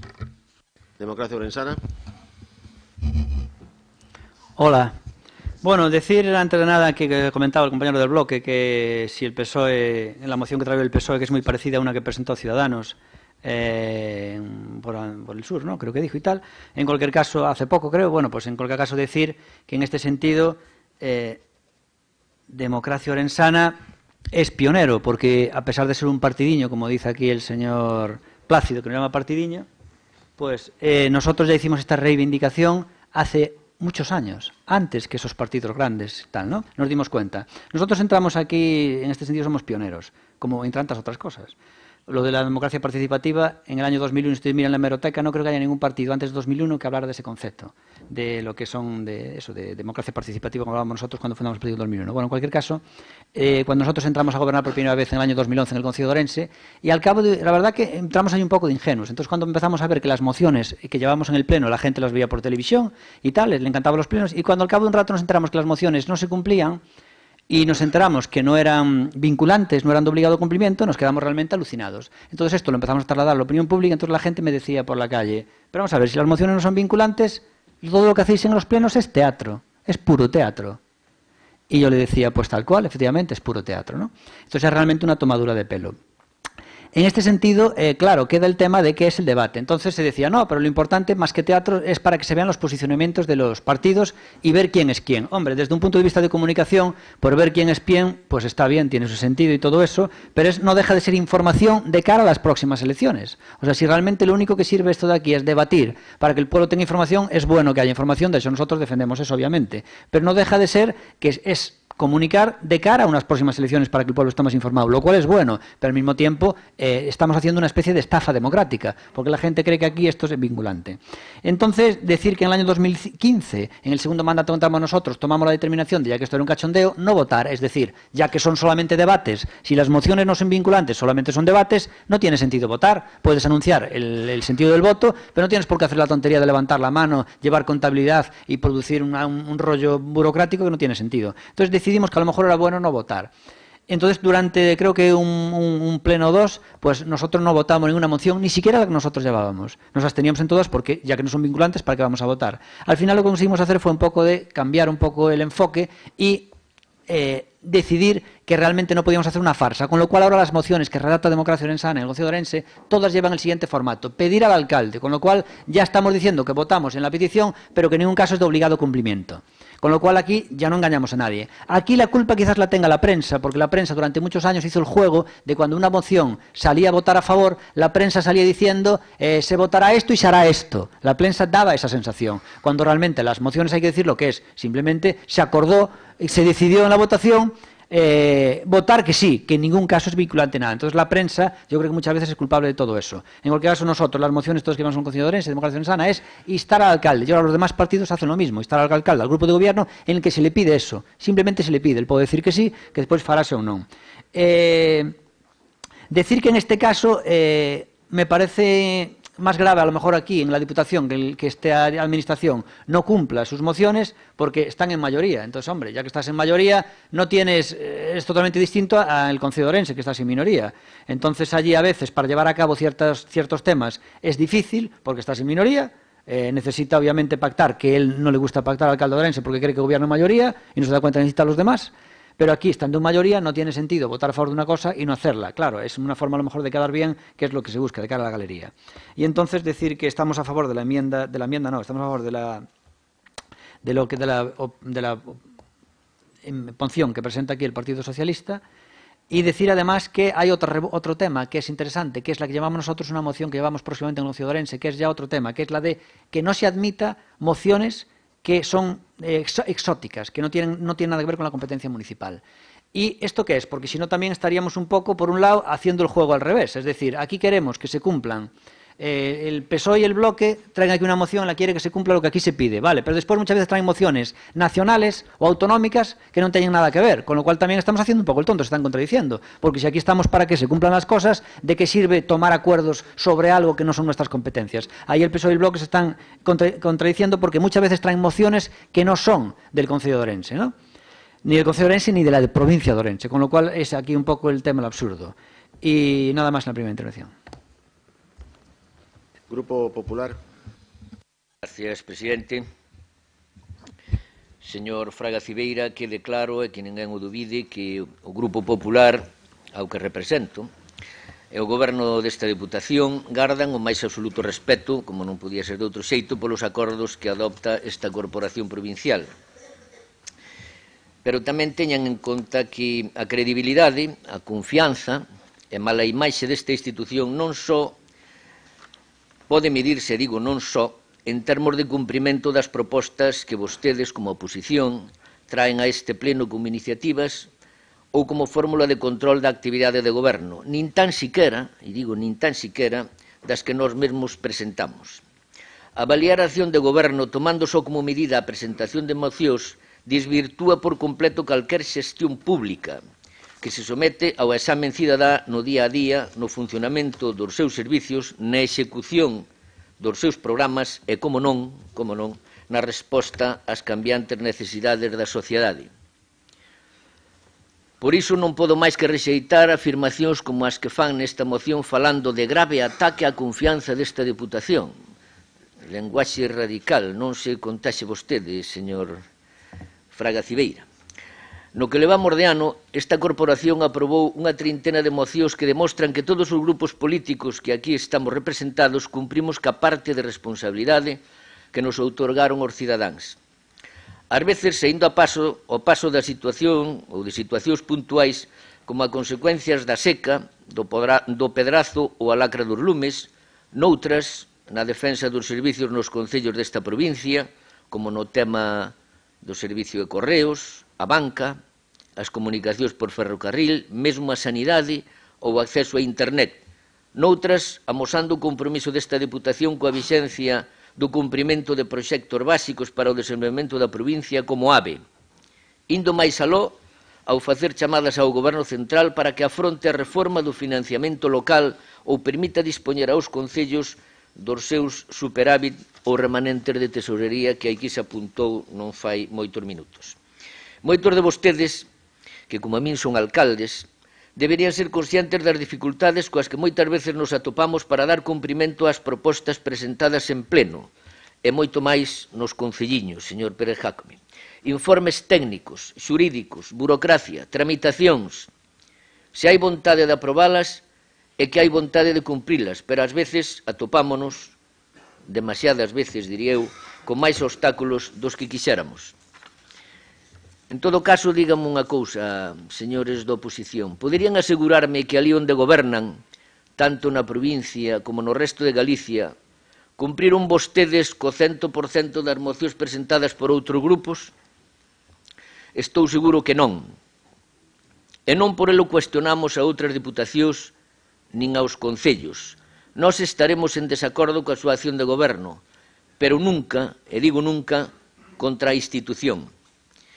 Quizá non sexa o grado de incumprimento o criterio único a seguir, senón valorar tamén as reais posibilidades que teñen as propostas de levarse a cabo ou se esta institución ten competencias para realizalas e, sobre todo, recursos suficientes. Polo tanto, señor Fraga Cibeira, tranquilidade. Aínda queda mandato antes de chegar ás próximas eleccións locais, polo que tamén queda tempo para ir dando pasos necesarios que permitan cumprir eses acordos aos que en algúns se referiu vostede. E para que a cidadanía vexa e comprobe as verdadeiras intencións deste grupo provincial de cumprir cas obrigas que contrae, nós tamén queremos dar pasos adiante e imos facelo presentando unha emenda de sustitución á súa moción que pedirías que haberan en sentido positivo e non como algo para entorpecer ningunha proposta.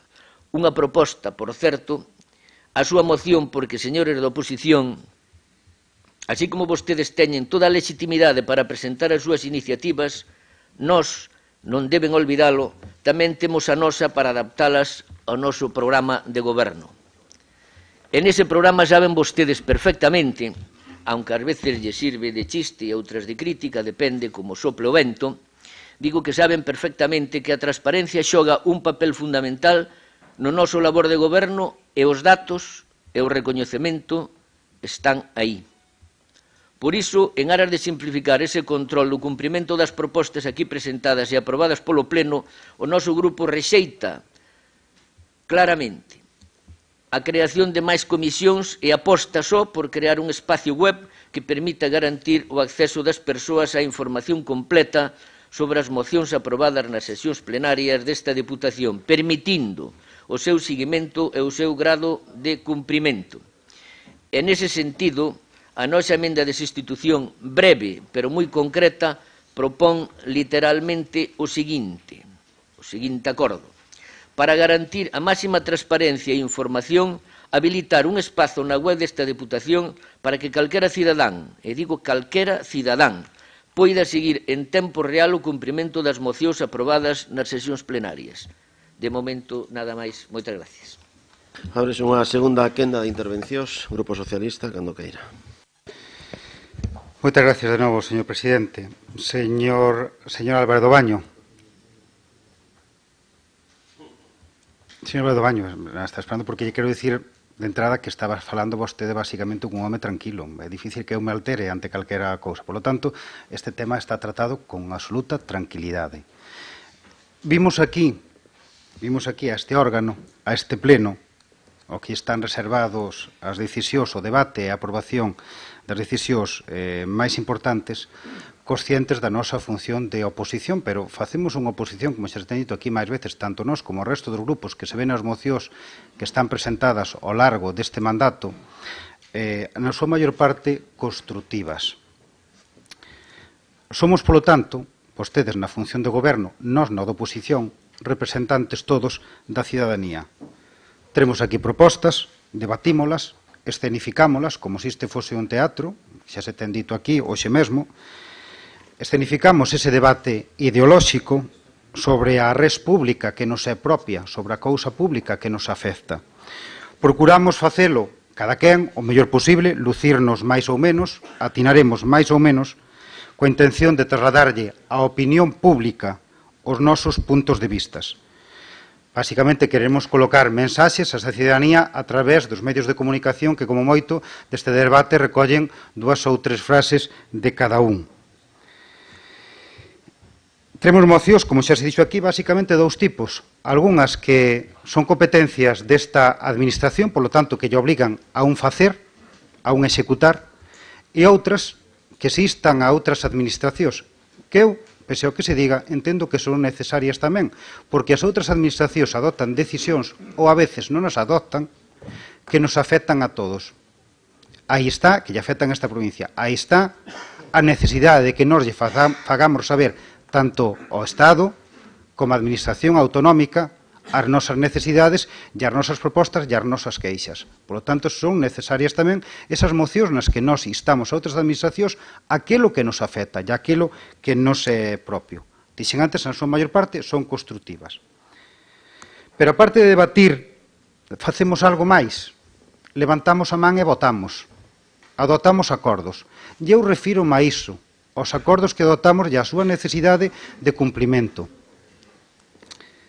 Tomamos acordos que, como xa ben se aludiu aquí, despois hai que executar, uns máis sinxelos que outros, de executar. E se non os executamos e non os implementamos, non seremos creíbles. E non ser creíbles políticamente é unha eiva para a política, porque a cidadanía deixa de creer en nós, nos que somos os seus representantes. E iso é perigoso sempre. Pero moito máis hoxe en día, no que en tempos nos que o populismo e a posverdade cabalgan ceibos. Somos conscientes tamén da dificultade de moitas delas de implementarse. Pero para iso é para o que nós propoñemos esa comisión, para que se nos dea traslados das dificultades que hai para implementar esas propostas, que entendemos que non é necesario traelas ao pleno, pero si nunha comisión. Mesmamente pode a mesma Comisión de Transparencia xa constituída tratar estes temas dentro dela. Remato aclarando unha cousa. Lendo, isto si o vou ler. Se as iniciativas que temos aquí e se aproben non valen para nada, vimos aquí a perder o tempo. E eu, diante das cámaras de televisión, quero lanzarlle unha mensaxe ao Ourosor en Sans. Cada sesión plenaria, señores, custan cerca de 6.000 euros de diñeiro público. Se os acordos se toman aquí todos, os que acabo de enumerar e máis, non se respetan, non convoquen sesións plenarias, non valen para nada. Sigo lendo. Pero a que estamos aquí? Estamos a debater, chegar a acordos e cando se aproban as mocións e as iniciativas executalas e non para dicir que non e deixar os intereses xerais dos veciños, porque cando se aproban por unanimidade, cando se aproban por maiorías iniciativas, será por intereses dos veciños e para os veciños, pero vostedes a omiten. E podería dicirlo porque eu fago miñas, podería seguir, pero porque eu fago miñas estas palabras, menos na parte populista que conteñen, non me verán a min falar do que costan os representantes políticos nunha administración, porque son necesarios e son imprescindibles. Fago miñas estas palabras que son do señor Rosendo Fernández non hai moito, cando era concelleiro no pleno de Ourense, porque levou unha moción que reza o seguinte: moción do Grupo Municipal do Partido Popular interesando que o Goberno Municipal respecte e acate os acordos plenarios e abandone as súas prácticas antidemocráticas de non asumir os ditados da maioría dos munícipes. E lo isto que non tiña pensado lelo, pero para dicirle ao señor Rodríguez do BNG que non fomos a Tarfe buscar a inspiración desta moción, sino que atopamos moito máis cerca, atopámola a uns metros de aquí. Remato. Falamos de transparencia, de rendición de contas, de bo goberno e de credibilidade. E para iso, para acadar isto, son os mecanismos que nós propoñemos nesta moción. Moitas gracias. Bloque Nacionalista Galego, ten a palabra. Sí, moitas gracias, señor presidente. Moi brevemente, simplemente para facer unha puntualización ou aclarar ou volver a reiterar cual é a nosa visión destas a respecto do que dicía o portavoz de Democracia Orensana, respecto, e tamén xa fixo referencia na súa segunda intervención o portavoz do Partido Socialista. Nos coincidimos, hai dous tipos de mocións. Hai mocións donde nos debatimos e tomamos acordos sobre asuntos que son competencia deste pleno e sobre asuntos nos que se poden tomar decisións executivas, por decirlo de alguna maneira. Despois hai outro tipo de moción, onde vamos ter tamén varios exemplos nos puntos da orden do día que faltan, donde nos instamos a outras administracións a tomar acordos ou a facer tomar decisións. Nos entendemos que os dous tipos de mocións se deben tratar neste plenario, tanto unhas como a outras, porque, ao fin e ao cabo, como xa dixo tamén o portavoz do Partido Socialista, son problemas, sean competencia ou non desta casa, pois que afectan aos veciños e veciñas da provincia de Ourense, e entendemos que este, nun órgano de representación provincial, pois debe tamén debatir ese tipo de asuntos, inda que ao final non teña competencias executivas e teña que instar a outras administracións a tomar acordos e a executar acordos, pero non deixa de ser, ao fin e ao cabo, este plenario tamén un foro de debate e un foro de expresión desas inquietudes dos veciños e veciñas de Ourense sobre problemas que lle afectan, independentemente de que ao mellor ao final non teñamos competencias executivas sobre un punto en concreto e efectivamente teñamos que instar a outras administracións. Entón, nós desde logo non vamos a renunciar a ese tipo de debates e non vamos a renunciar a seguir presentando ese tipo de iniciativas, porque creemos que tamén son competencia nosa como diputados e diputadas que representamos os cidadáns da provincia de Ourense. Nada máis, moitas gracias. Democracia Orensana. Sí, vamos a ver, la enmienda del Partido Popular parece una broma, ¿no? El hecho de decir, o sea, le estamos diciendo aquí que las mociones tienen que ser de obligado cumplimiento y dice, lo que vamos a hacer es implementar una herramienta web para que la gente vea cuál es el grado de cumplimiento. O sea, parece realmente una broma, ¿no? O sea, parece una broma, ¿no? Oye, tienes obligación de arreglarme el coche. No, voy a poner una cámara para que tú veas cómo va evolucionando el coche. Pero yo no me comprometo a arreglártelo, es el mismo rollo. Decir, fijaros las paranoias que anda aquí haciendo este hombre, está repartiendo por los bares de Orense, un cuadríptico, en el que pone, ven e coñeza túa Diputación. Por los bares de Orense lo está dejando allí, la gente alucina cuando ven la barra esta historia. Día de portas abertas, 25 de noviembre de 2017, horario de 10 a 14 horas, sábado, Deputación de Ourense. Fijaros cómo está este tipo. O sea, ¿qué pensará que es la Diputación? Va a decir, ven, xornadas abertas, días de portas abertas. Dios mío. Lo hará aquí a 3 amigos, sacará una foto y dirá, soy innovador, soy la primera Diputación de España que hace día de portas abiertas, con lo cual soy la persona que más se acerca a los ciudadanos. Es lo que debe estar en la cabeza de este hombre, Dios mío. Bueno, pues no aceptamos la enmienda del PP porque es una tomadura de pelo. Respecto a la del PSOE, yo quisiera preguntar una cosa al Partido Socialista, ¿no? Que, vamos a ver, el Partido Socialista, que está bajo un partido, que non é un partidiño como noso, verdad, Plácido? Tú sí, te digo una cosa, tú allí te falta un concejal para tener el pleno allí, ¿no? Pues si las próximas vas con Democracia Orensana consigues todos, allí, Igual conseguimos a alguien por el Partido Judicial de allí, arrasamos. Bueno, pues mira, resulta que el Partido Socialista trae aquí esta moción, pero resulta que en el año 2013 se aprobó una moción en el Concello de Ourense para que los funcionarios ficharan y el Partido Socialista votó a favor, el Partido Socialista gobernaba y votó a favor el Partido Socialista, creo que también votó a favor el PP y Democracia Orensana. Oye, estuvieron 2 años más en el gobierno y no la llevaron a cabo, como esas 10 más. Entonces, hombre, que traiga ahora aquí el Partido Socialista una moción diciendo que tiene que ser de obligado cumplimiento, lo que ellos cuando gobiernan no las cumplen, hay que también tener jeta, hay que tener morro. Grupo Popular. Gracias, presidente. Pois ao fío do que o señor Pérez Jácome, evidentemente o señor don Rosendo Fernández si presentou en nome do Grupo Popular no Concello no seu día unha moción para que se dera cumprimento aos acordos que se adoptaban. Evidentemente o éxito foi nulo totalmente. Entonces, o que digo eu, dependendo da bancada en que estás, a linguaxe é distinta, non? E, bueno, o que lle dicía eu, señor Fraga Cibeira, a tranquilidade non me refería á súa tranquilidade persoal. Eu aí que falo a nivel político, xa sei que vostede é un home tranquilo, non eu así, que son de sangre quente. Bueno, xa me gustaría ser un pouco máis tranquilo, non? Pero, bueno, quero dicir que me refería á tranquilidade nos tempos políticos, que vostede sabe que hasta xuño do ano 19 queda moitísimo tempo a saber o que pasa no seu partido, que están nela, e no meu. Entón, a tranquilidade que eu lle pedía era nese sentido, e enténdamo así. E, ceñéndome a orde do día, vou a ser moi breve, pero a verdade é que considero que debo aclarar ou en certo modo, ampliar a nosa posición ao respecto deste asunto. Deberían ter presente, e o digo con todo o respecto, os grupos da oposición, que o que se nos propón polo Grupo Socialista non está regulado así en ningures.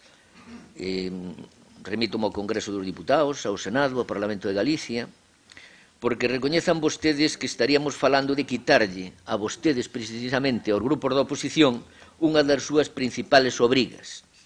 Facer ese papel de control e seguimento do labor de goberno para denuncialo, de ser o caso, nuns casos ou noutros, valga a redundancia. Polo contrario, e a pesar de que o señor Pérez Jácome non o entende, a nosa emenda é máis ambiciosa, sin ningunha dúbida, pois calquera cidadán, e digo calquera cidadán, poderá ver o seguimento do cumprimento das mocións a través da web e non nunha comisión creada ao respecto nesta casa. Por certo, é unha medida xa prevista, e quede claro isto, é unha medida xa prevista no apartado de rendición de contas que incorporará o portal da transparencia desta Deputación, de novo, recórdolles, pioneira en España, dada a súa condición de goberno provincial máis transparente da nación. Non o olviden. Moitas gracias. Remata o debate deste punto a intervención de peche do Grupo Socialista. Cando queira. Moitas gracias, moi breve, porque xa casi todo está debatido, simplemente para fixar algunhas cousas e aclarar outras. Señor Alberto Baño, non lle podemos aceptar a súa emenda, a emenda do seu grupo, porque é o mesmo que nós poñemos na cuarta ou similar na cuarta, creación dunha páxina web no portal de transparencia da Deputación na que se publicarán os acordos aprobados, etc. Coincide coa súa, pero vamos un pouco máis alá. Sorpréndeme a vostede dicir que non está contemplado, dicir cantas veces nos gabamos aquí nesta administración de ser os primeiros. Sexamos os primeiros tamén. Unha emisión dun informe de seguimento non vai quitarnos para nada a nós a función que temos atribuída de control e fiscalización do que vostedes fan. Algo moi sinxelo, como xa dixen antes, para que máis debate, para que máis rollo. Falamos, como xa dixen, transparencia, falamos de rendición de contas, falamos de bo goberno e falamos de credibilidade. Algo tan sencillo. Isto é a proba do algodón. Seguilo, o que aquí acordamos, publicalo e dalo a coñecer. E a comisión para qué? Precisamente porque a veces, eu fui un alcalde, vostede o eu, e sabe que moitas veces os acordos adoptados, despois, cando hai que leválos a outro lado, se topan con atrancos e problemas. A comisión está, porque propoñemos, está pensada para iso. Válenos a de transparencia. Pero a súa emenda non ya podemos aceptar porque se queda corta con respecto ao que nós propoñemos. O señor Jácome que me preguntaba porque no Concello fa unha cousa, non perda vostede a oportunidade de presentarlo aí no Concello, sempre hai unha segunda oportunidade na vida, entón pode que agora que yo aproban e que yo fagan, que yo leven adiante. Nós neste caso, a miña obriga aquí como portavoz deste grupo é propoñer aquí cuestións, en este caso, é moi clara, que se dé a cumprimento aos acordos que este órgano adopta, nada máis. Gracias. Rematado este debate, sometes a votación, en primeiro lugar, a emenda do Grupo Popular, emenda de sustitución. Votos a favor? 14. Votos en contra? 10, incluído o del Viralama. Abstencións? Unha. Queda aprobada a emenda e sometes agora a redacción orixinal da moción do Grupo Socialista. Votos a favor? 11, incluído o del Viralama. Votos en contra? 14, rexeitada. Moitas grazas. O punto 9, a moción do BNG sobre 25 de novembro, registrada en data 9 de novembro de 17, e o punto 10, a moción do Grupo Socialista sobre a violencia de xénero, registrado o día 10 de novembro deste ano 17. Segundo falado na Xunta de Portavoces, procedo ao debate conxunto de ambas as dúas iniciativas, por suposto serán votadas separadamente. Ten a palabra, en primeiro lugar, o BNG. Cando queira. Moitas gracias, señor presidente. Visibilizar e erradicar a violencia machista en todas as súas formas en todos os ámbitos é un dos retos máis importantes que temos como sociedade de cara ao futuro. Por eso, o feminismo e as políticas feministas son ferramentas fundamentais coas que debemos traballar sen dar nada por conseguido en canto siga exercitándose a violencia contra as mulleres polo mero feito de ser mulleres. Nos últimos tempos fomos avanzando na visibilización de algunhas violencias contra as mulleres gracias ao traballo mobilizador e concienciador dos diferentes movimentos de mulleres, porén non é suficiente. Temos que seguir avanzando na rúa e nas institucións e non podemos caer na falsa imaxe de que porque sexa máis visível do que anos atrás ou haxa un marco legal máis amplio é suficiente. Ademais, é clave visibilizar todo tipo de violencias, desde a máis extrema que pon en perigo a saúde mental e física até outro tipo de violencias como a presión estética, a obstétrica, os tratos inadecuados no marco da sanidade, a violencia económica que sufren as mulleres neste contexto de emerxencia social, ocupando as peores tasas de desemprego e precarización, padecendo a desigualdade salarial e ocupando a maioría de traballos non asalariados consecuencia das situacións de dependencia familiar e da falta de recursos públicos. Para todas estas cuestións, as institucións poden e deben axudar a responder e paliar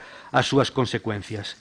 Queda moito por facer e a loita contra a violencia machista debe ser unha prioridade para todos os espazos de actividade política e social. Por iso, tendo sido importantes a Lei Orgánica 1/2014 do 28 de decembro de medidas de protección integral contra a violencia de xénero e a Lei 11/2007 do 27 de xullo galega para a prevención e tratamento integral da violencia de xénero despois de anos de aplicación, son insuficientes en moitos casos por limitación de recursos e orzamentos. Por iso, compra avanzar e mellorar os marcos legais e realizar un labor preventivo e educativo maior.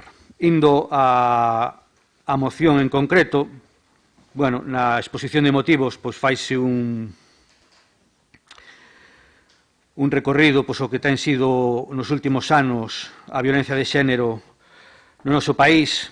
Falamos de que se teñen registrados 55 feminicidios e outros asasinatos de mulleres nos últimos 7 anos, entre o 2010 e o que vai de 2017.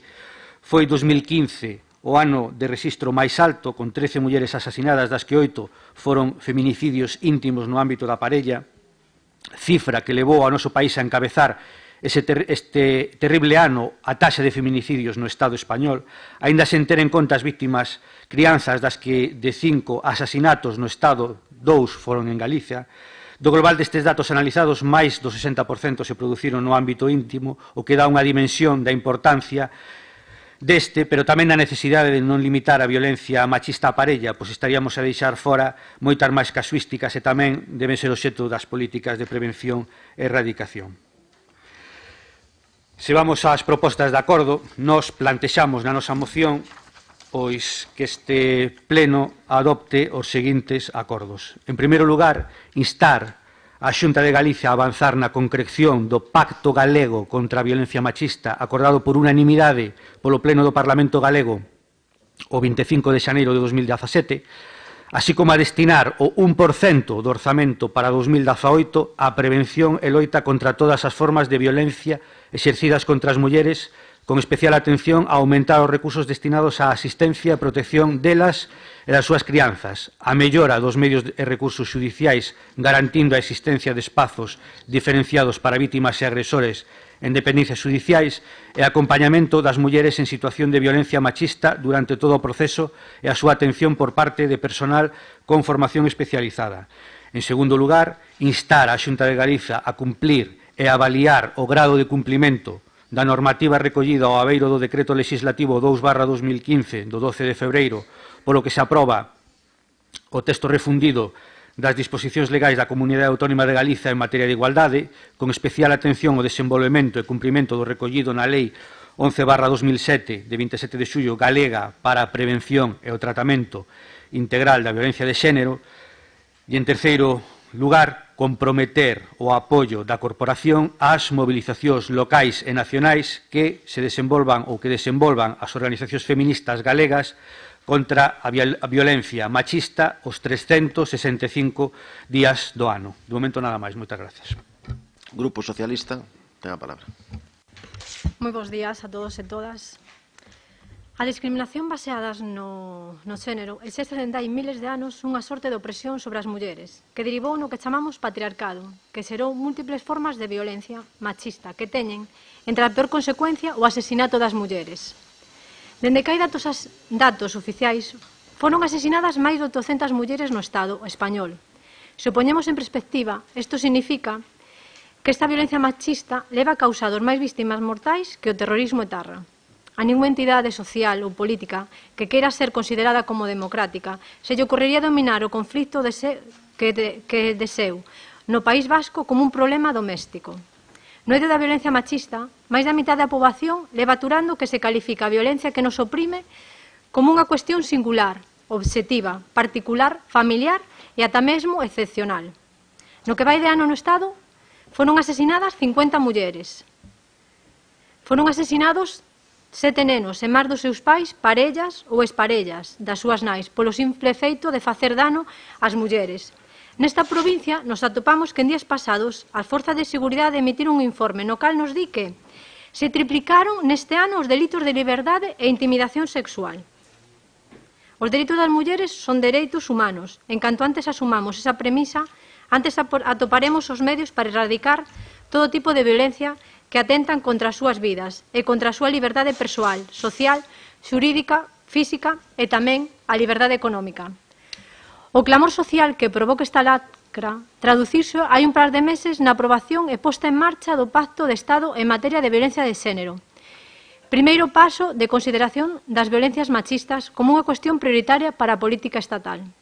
Este pacto non vai a ter moito recorrido se non somos quen de asumir a parte de implicación que nos toca a cada quen. Por iso, nace cunha vontade explícita de que sexa un pacto entre todos os niveis da administración do Estado. Non é menor que a través de todas estas institucións se persiga a fin de vencellar a todos os partidos e organizacións políticas, os poderes do Estado e a toda a sociedade civil nun compromiso firme en prol dunha política sostida para a erradicación das violencias machistas. Por isto, o Partido Socialista consideramos que debemos ser máis ambiciosos e ir máis aló de suscribir este pacto e implementar as súas medidas. Estamos perante dunha oportunidade histórica para derrubar muros que aínda hoxe invisibilizan as violencias machistas e en moitos casos son consideradas como un feito privado. É hora de socializar este tipo de violencia, caracterizándoa como un conflito político, social, cultural e simbólico. É preciso un compromiso colectivo por parte de todas as administracións públicas ourensás e as organizacións sociais, económicas, culturais e académicas da nosa provincia, con respecto a vítimas de violencia de xénero, o tempo que lancemos unha mensaxe inequívoca de confrontación cos agresores e a violencia que exercen. No tocante a nosas competencias como institución provincial, temos moito que decir á hora de asistir especialmente a quen menos pode, en termos de recursos, por en marcha líneas de actuación estratégicas para a erradicación das violencias machistas e actuar e estar máis preto da ciudadanía e das entidades sociais que actúan no ámbito diario, especialmente dos concellos de menos de 20.000 habitantes, que, como todos saben, no caso da provincia de Ourense son todos menos o da capitalidade. Todos e todas somos conscientes das dificultades de visibilizar a loita contra esta violencia estrutural nos entornos rurais e dispersos. Por iso, deberíamos por máis fincapé no deber de que nos é propio, como Diputación, e ofrecer asistencia ás administracións que máis poden aportar para que na nosa provincia sea un territorio libre de violencia machista e que se prime a xustiza e equidade. É polo que traemos este pleno as seguintes propostas de acordo. Suscribir de xeito inmediato o Pacto de Estado en materia de violencia de xénero, que foi impulsado polo Congreso das Diputadas no pasado mes de setembro, expresar o noso compromiso firme para traballar na súa implantación e cumprimento. Segunda, adherirnos ás achegas do Estado do relatorio suscrito por unanimidade pola totalidade dos grupos políticos con representación no Parlamento de Galicia, así como sumarnos á posta en marcha do Pacto Galego. Terceiro, desenvolver un pacto provincial contra as violencias machistas, co obxectivo de pôr en marcha medidas que tendan a reducir o número de víctimas, así como previr e sensibilizar sobre as situacións de violencia de xénero en todo o noso territorio. Este pacto debe contemplar todas as liñas de actuacións estratégicas, así como definir o papel asistencial da Diputación no tocante a concellos de menos de 20.000 habitantes no eido da igualdade. Construír e dotar orzamentariamente un Consello Provincial da Muller que fomenta a participación e o traballo en rede en todas as comarcas de Ourense, das entidades locais e sociais vencelladas coa loita contra a violencia de xénero, así con representación de institucións académicas para pôr en marcha accións igualitarias de toda a provincia. Como ben, son propostas moi concretas e facilmente asumibles. No tocante que non se nos pode decir en canto si son ou non competencias desta Diputación, si ten competencias ou non este tema, decir que a coordinación entre os concellos, a asistencia aos concellos desta entidade, sí que é o fin principal desta Diputación. Moitas grazas. Democracia Ourensana. Hola, bos días de novo. Bueno, a problemática da violencia exercida contra as mulleres empeza, pois, afortunadamente, a ser conocida. Levamos unhas décadas en relación con todo o que foi a historia da humanidade, máis ou menos desde os anos 70, desde que se iniciou o movimento Woman Lib en Estados Unidos, hasta hoxe. Son poucas décadas todavía para eliminar as bases antropolóxicas de milleiros de anos, non? Porque a verdade é que a sociedade humana, salvo algunhas excepcións en algunhas culturas do mundo, sempre foi antropolóxicamente centrada no home, e non na muller. Nós pensamos que a violencia contra as mulleres está por todas partes e por eso non se ve. Poderíamos poñer un exemplo. Hai determinadas cidades que ao mellor están asentadas cerca de algunha fonte de mal olor, non? Hai cidades que viven ao mellor cerca dunha fábrica que emana un mal olor. A xente que vive nesas cidades xa non percibe o mal olor. Non percibe o mal olor porque está por todas partes. O aire non o vemos porque está por todas partes. Cando gobernaba Stalin na Unión Soviética, nadie veía o retrato de Stalin porque estaba por todas partes, xa non se veía, non? E iso é o que pasa tamén con moitísimos aspectos deso que tamén se chaman actualmente os micromachismos, non? A violencia contra as mulleres está enraizada nas propias estructuras sociales. Xa dicía antes que ten mesmo bases antropolóxicas en a maioría das culturas do mundo, non? As violencias concretas, cando un home lle bate a unha muller, cando un home mata a súa muller, esos son como as chispas que saltan, que poñen de manifiesto algo que sempre está aí, non? Son como síntomas, non? Como cando no mar se fai un remolino, entonces o peixe ten conciencia de existencia da auga, pero habitualmente os peixes non se dan conta de que existe auga porque viven nela, non? Solamente ante determinados casos nos que, digamos, se materializa o subconsciente colectivo en determinadas persoas, nos agresores, pero xa digo, a discriminación das mulleres está no propio marco estructural, social, e por eso é tan difícil de ver, porque estamos inmersos nel. O sea, pensamos que sencillamente que o mundo é así, e as mulleres son as que teñen que, ao mellor nun caso de violación, ter a carga de proba, ter que demostrar, etcétera, etcétera. Pouco a pouco iso vai cambiando. Somos conscientes de toda esa problemática.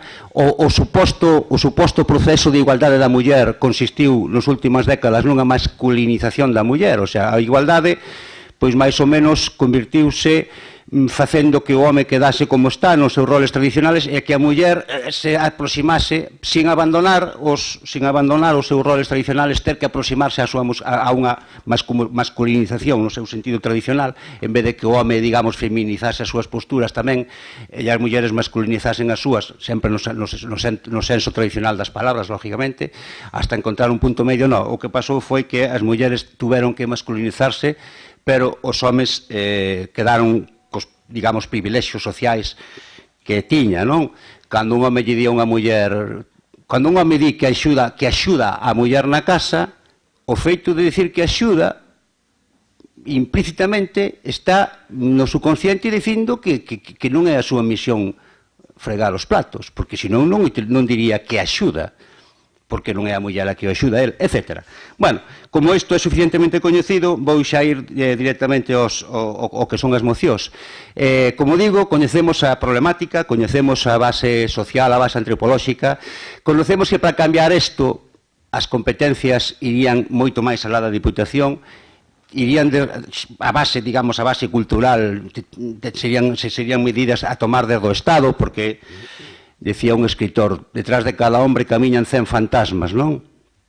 Os fantasmas dos seus antepasados, detrás de cada sociedade tamén camiñan os fantasmas de outras sociedades que deixaron a súa impronta nas leyes, nos códigos sociales, etc. Entón, isto é difícil de cambiar.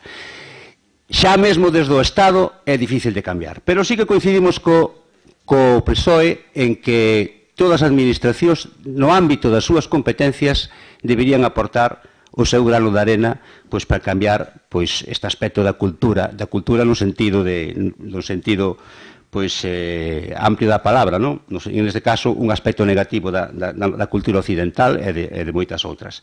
Indo ao tema, como decía, é coñecido o problema, tamén somos conscientes de que estamos onde estamos, na Diputación, e que a Diputación ten as competencias que ten e dispón das ferramentas de que dispón, da burocracia, das normativas de que dispón. En ese sentido, parécenos moito máis acaída, moito máis pragmática e moito máis realista a proposta do Partido Socialista que a do Bloque Nacionalista, que sí, vamos a dicir que é ben intencionada, pero digamos que nas súas propostas ímonos a absteñer porque as nosas posturas ao respecto de certas cousas son coñecidas. Instar a Xunta de Galicia para algo que é un problema xeral e non concreto da provincia de Ourense, seguindo as nosas pautas, absterémonos. O feito de que a Diputación teña que cooperar con organizacións feministas por sistema, sin saber se esas organizacións representan realmente algo ou se son a instrumentalización de partidos ou se son grupos de amigos que se xuntaron, tamén é arriscado. Entonces, na moción do Bloque vámonos a absteñer, desde logo, non vamos a votar en contra, ni moito menos, porque compartimos o fondo da cuestión e compartimos a inquietude no problema. Na do PSOE vamos a votar a favor, porque efectivamente dentro, digamos que vai nun ámbito máis práctico o ámbito das competencias da Diputación e ademais referido á provincia de Ourense, suscribir o Pacto de Estado, adherirnos que a Diputación se adhera ao Pacto de Estado, desenvolver un pacto provincial consciente das limitacións da institución, un pacto provincial, e constituir e dotar orciariamente un Consello Provincial da Muller, tamén fala no ámbito provincial. O sea que, como a proposta do Partido Socialista, digamos que é máis realista, vai máis alá desas boas intencións das que moitas veces son as pedras do inferno, pois a nosa postura é, resumindo esta, compartimos ampliamente o coñecemento da problemática, a voluntade de aportar o noso grau de arena a solucionar a problemática, conscientes de que non se vai solucionar probablemente no ámbito da nosa vida, é un problema que posiblemente se resolva mellor en 2 ou 3 xeneracións, se resolve, pero, bueno, dentro das nosas competencias, votaremos a favor da moción do PSOE porque nos parece pragmática e realista. Gracias. Grupo Popular. Gracias, presidente. Bos días a todas e a todos. En primeiro lugar, quero decir que nós imos a votar a favor das dúas mocións, tanto a aportada polo Partido Socialista como pola aportada polo BNG. A igualdade entre mulleres e homes e a loita contra a violencia de xénero é un tema que nos atañe a todos e a todas, tanto políticamente como individualmente, como membros de unha sociedade. E, polo tanto, é un tema que nos debe unir para sumar ideas, para dar unha resposta conxunta, para buscar solucións entre todas e todos. Velaí a unanimidade acadada no Congreso das e dos deputados ca aprobación do Pacto de Estado contra a violencia de xénero. E velaí tamén o consenso acadado no Parlamento de Galicia para as achegas dos 4 grupos políticos ao dito Pacto de Estado. E por iso que imos a votar a favor das dúas mocións, para unar esforzos, para sumar ideas. Con respecto á moción do Partido Socialista, asumímola en toda a súa totalidade, é dicir que, con respecto á proposta de acordo número 3, xa nos posicionamos a favor no pleno do debate do Estado da provincia do 16 de novembro e que fai referencia en materia de igualdade ao desenvolvemento de un pacto provincial contra as violencias machistas, co obxectivo de pôr en marcha medidas que tendan a reducir o número de víctimas, así como de previr e sensibilizar sobre situacións de violencia de xénero en todo o noso territorio.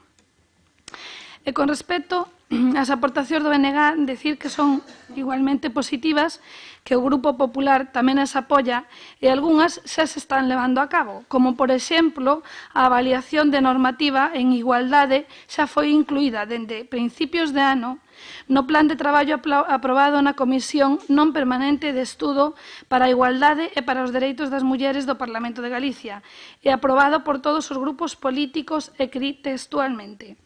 A Comisión procederá a adoptar como novo obxecto de estudio o da avaliación da aplicación do Decreto Legislativo 2 do 2015 do 12 de febreiro, polo que se aproba o texto refundido das disposicións legais da Comunidade Autónoma de Galicia en materia de igualdade e, en consecuencia, procederá a acordar unha modificación do plan de traballo para incorporar as solicitudes de documentación e as propostas de comparecencia axeitadas a ese novo obxecto de estudio. Con respecto a que a Corporación apoie as movilizacións locais e nacionais, decir que xa se fai. A Deputación sempre está, mediante os seus representantes e as súas representantes, apoiando todo tipo de movilizacións cando se trata de violencia machista, como non podía ser de outro xeito.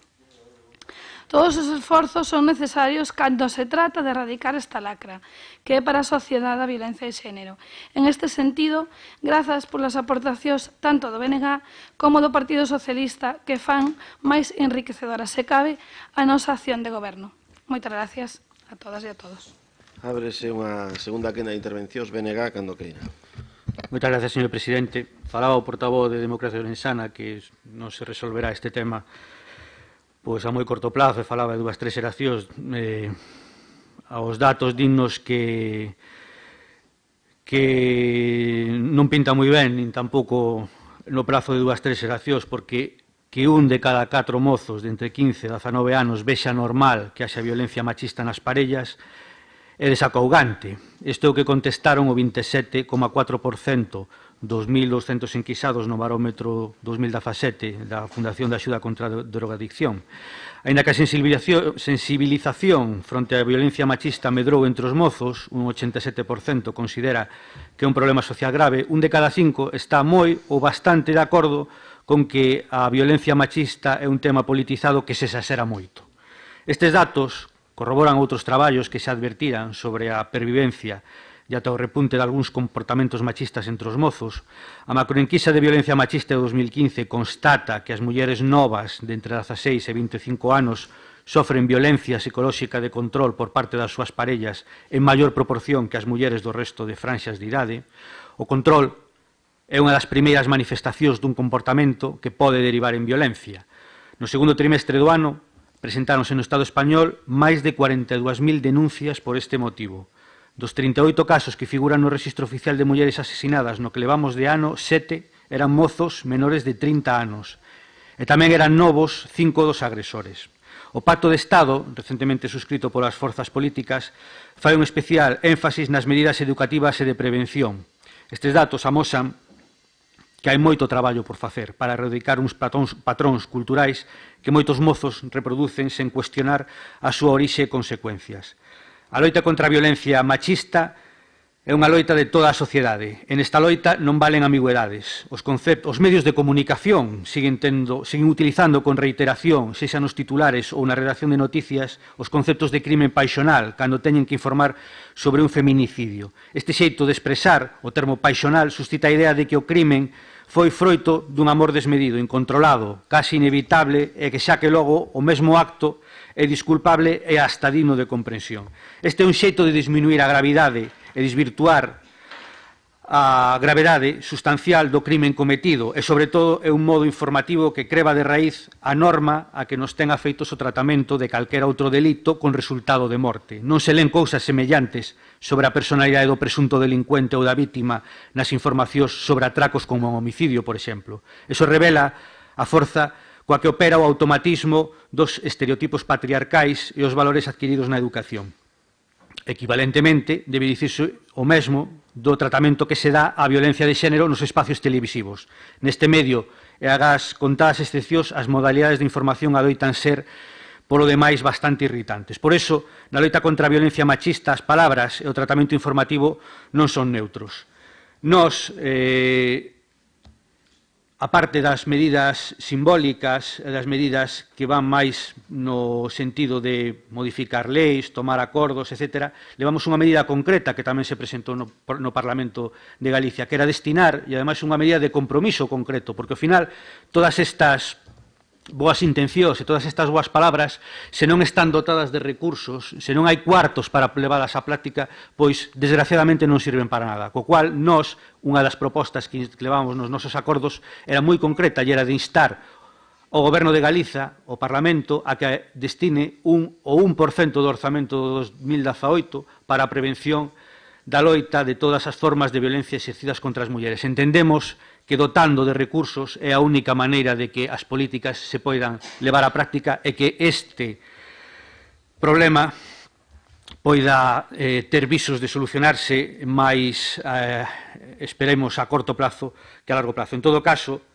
agradecer o voto favorable do Partido Popular a nosas propostas e agardar pois, que teñan algunha efectividade práctica e que teñamos que empezar ou podamos albiscar o fin ou o inicio do fin deste grave problema. De momento, nesta intervención, nada máis. Moitas gracias. Grupo Socialista. Gracias. Eu quero tamén decir que o noso voto vai a ser favorable á moción que presenta o BNG. Tamén agradecer o voto favorable que, polo que se ve, vamos a sacar adiante use a moción que presentamos. Esta moción non pode quedarnos sobre o papel. A violencia machista sí que é un problema de primeiro orden e son necesarios máis recursos para combatir esta lacra. Todo o mundo o temos claro. Non se invirtiu suficiente en prevención e nos encontramos ante unha violencia que nace na normalidade. Violencia que non é levada por redes criminais, por mafias, grupos e terroristas, senón por homes normais que exercen a violencia e terminan asesinando. Eu me pregunto moitas veces que clase de sociedade estamos tendo que cada ano mata 70 mulleres, polo simple feito de que a consideran súas. Nos atopamos nestes días, como xa fixo referencia do BNG, con datos e estudios que son alarmantes. Os nosos adolescentes só se refire a violencia de xénero a conductas explícitamente violentas. Ben normal o control a través do móvil. A violencia machista é un problema de primeiro orden, pero a percepción da súa gravidade non acompaña.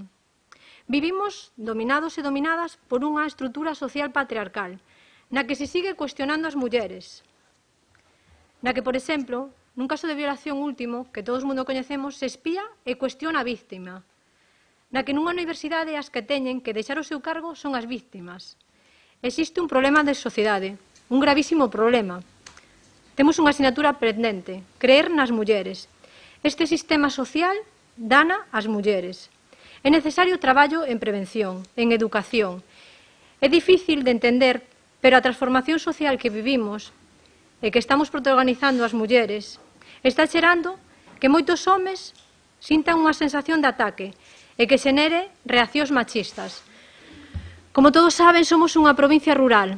Ao redor dun 85% dos concellos temos menos de 5.000 habitantes, coas dificultades que iso comporta para ofrecer prevención, atención e seguimento a casos de violencia machista.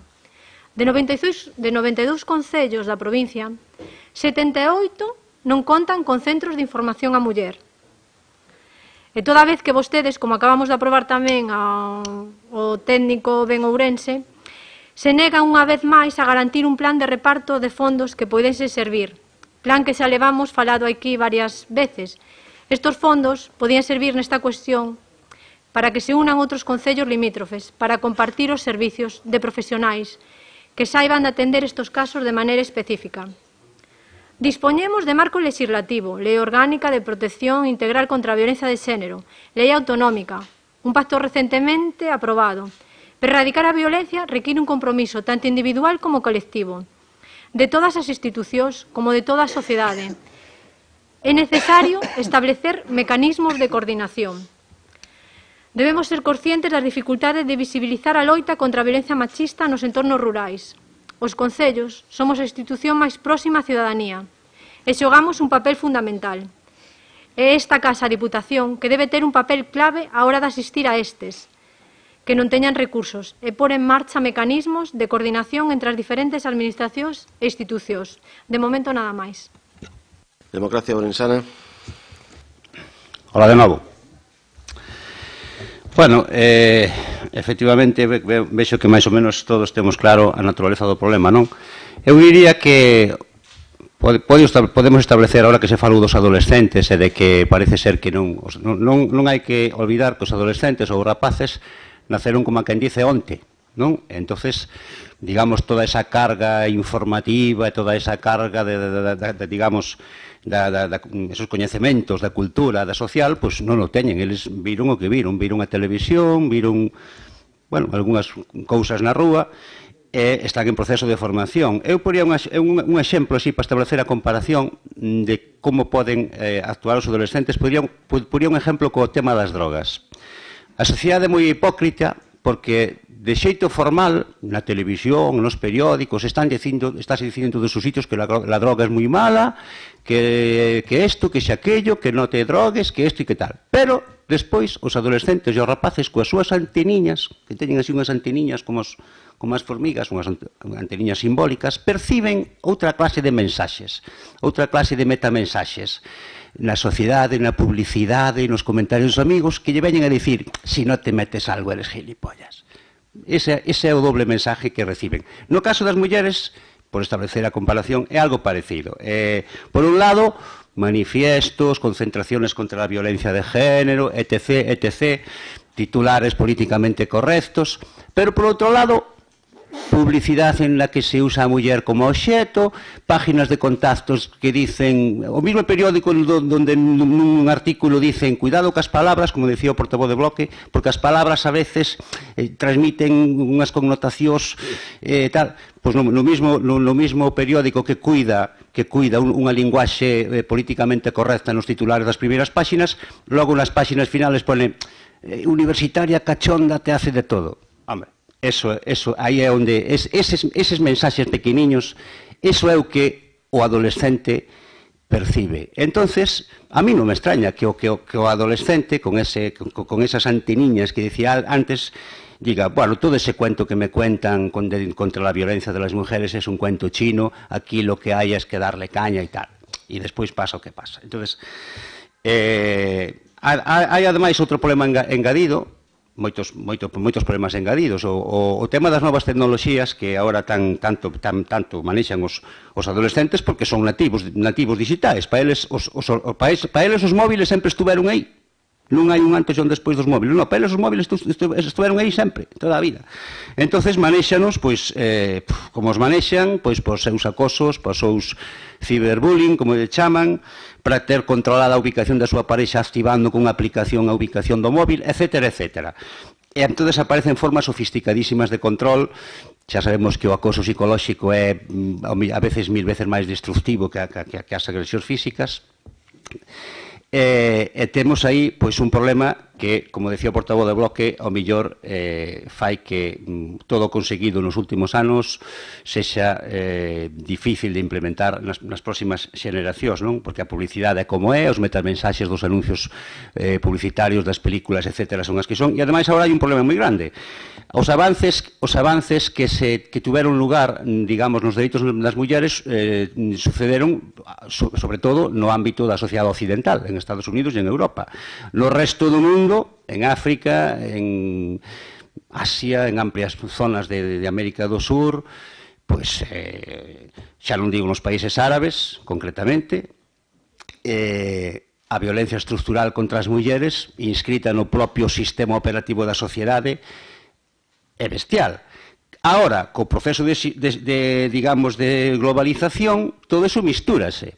Ahora, no noso país, por exemplo, en España, ou mesmo en Europa, non solamente existen xeneracións, digamos, heredeiras dos movimentos feministas dos anos 70 e 80. Ahora están vindo, pois, en virtud da mobilidade humana, pois, árabes, etcétera, xente de outras culturas que siguen, digamos, ancladas ao mellor na época feudal, a efectos do que estamos falando, non? Entón, agora todo eso mistúrase e é moito máis difícil erradicar, pois, agora, os avances que pudiéramos ter tido son difíciles de comunicar a esas novas culturas que se asentan, non? Entón, por iso digo que xa non é que sexa unha titánica tarea do Estado, porque trascende, é casi un problema global, non? Eu penso que xa teria que haber un pacto a nivel da ONU ou que sei, unhas directrices desde arriba, desde moi arriba, para poder cambiar eso, porque agora como a cultura globalízase, non? A cultura globalízase, hai un mainstream a nivel mundial, pois, bueno, xa non é tan fácil abordar o problema. Podemos facer un montón de campañas para o seguinte ano, para 2 anos que despois, o terceiro ano ven unha tanda de xente de países, digamos, con outra cultura neste sentido, é como se non fixéramos nada. Por eso digo que o esforzo é formidable, por eso digo que cada un debe ceñirse a aportar o seu grano de arena no ámbito das súas competencias, si é que de verdad queremos ser pragmáticos e que o problema se resolva. Xa digo, nós coñecendo as limitacións, digamos, a magnitude do problema, pois votaremos humildemente a favor da proposta do PSOE, absterémonos na do bloque, xa digo, non porque non comprendamos perfectamente as súas motivacións, sino por ir un poquinho práctico e nada máis. Gracias. Grupo Popular. Bos días outra vez. Bueno, eu quero decir que a Deputación de Ourense, a maiores das propostas que plantexan vostedes e que xa dixemos que imos apoiar, e un pouco seguindo a línea do que está dicindo o portavoz de Democracia Ourensana de aportar o noso gran área, pois a Deputación tamén ten as súas propias liñas de actuación en relación co fomento da igualdade, como, por exemplo, a través do recentemente aprobado Plan de Igualdade de Oportunidades para mulleres e homes da Deputación de Ourense, con medidas que van todas elas encamilladas á sensibilización, visibilización e promoción da igualdade e, polo tanto, a colaborar na erradicación da violencia de xénero, que é a máxima expresión da desigualdade. Algúnas destas medidas son, por poñer algún exemplo, favorecer a participación en igualdade do personal en todos os procesos de organización, jefaturas de servicios, promoción da paridade de homes e mulleres na composición das distintas mesas de negociación e órganos de participación sindical, composición equilibrada dos tribunais e órganos de selección, etc. Medidas de conciliación que promovan a conciliación da vida personal, familiar e laboral, fomentando cambios de atitude favorables á corresponsabilidade no ámbito doméstico e no profesional, así como fomentar a formación e sensibilización en igualdade a través da introdución, na medida do posible, de formación en igualdade de xénero dentro do plan de formación continua da Deputación de Ourense e mesmo a introdución de algún módulo de formación específica en esta materia, tanto no acceso ao emprego público desta Deputación como nos procesos selectivos de promoción interna. Tamén no apartado da saúde laboral, a prevención da saúde e a elaboración de riscos laborais de todos e todas as traballadoras, facendo hincapé nos riscos das mulleres durante o período de lactación, embarazo e maternidade.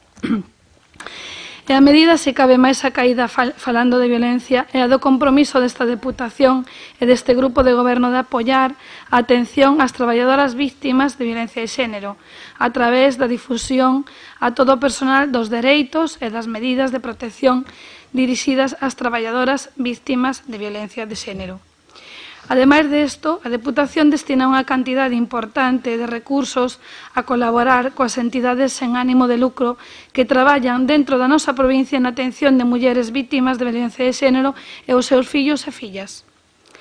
A Deputación participa, ademais, económicamente co programa Tempro, que é un servicio telefónico de atención e protección ás vítimas de violencia de xénero que xurdiu para proporcionar medidas protectoras de carácter civil e social que eviten o desamparo das vítimas de violencia de xénero, consistente na entrega de un dispositivo móvil que permita ás vítimas de violencia entrar en contacto en calquer momento con un centro atendido por personal especializado en violencia de xénero.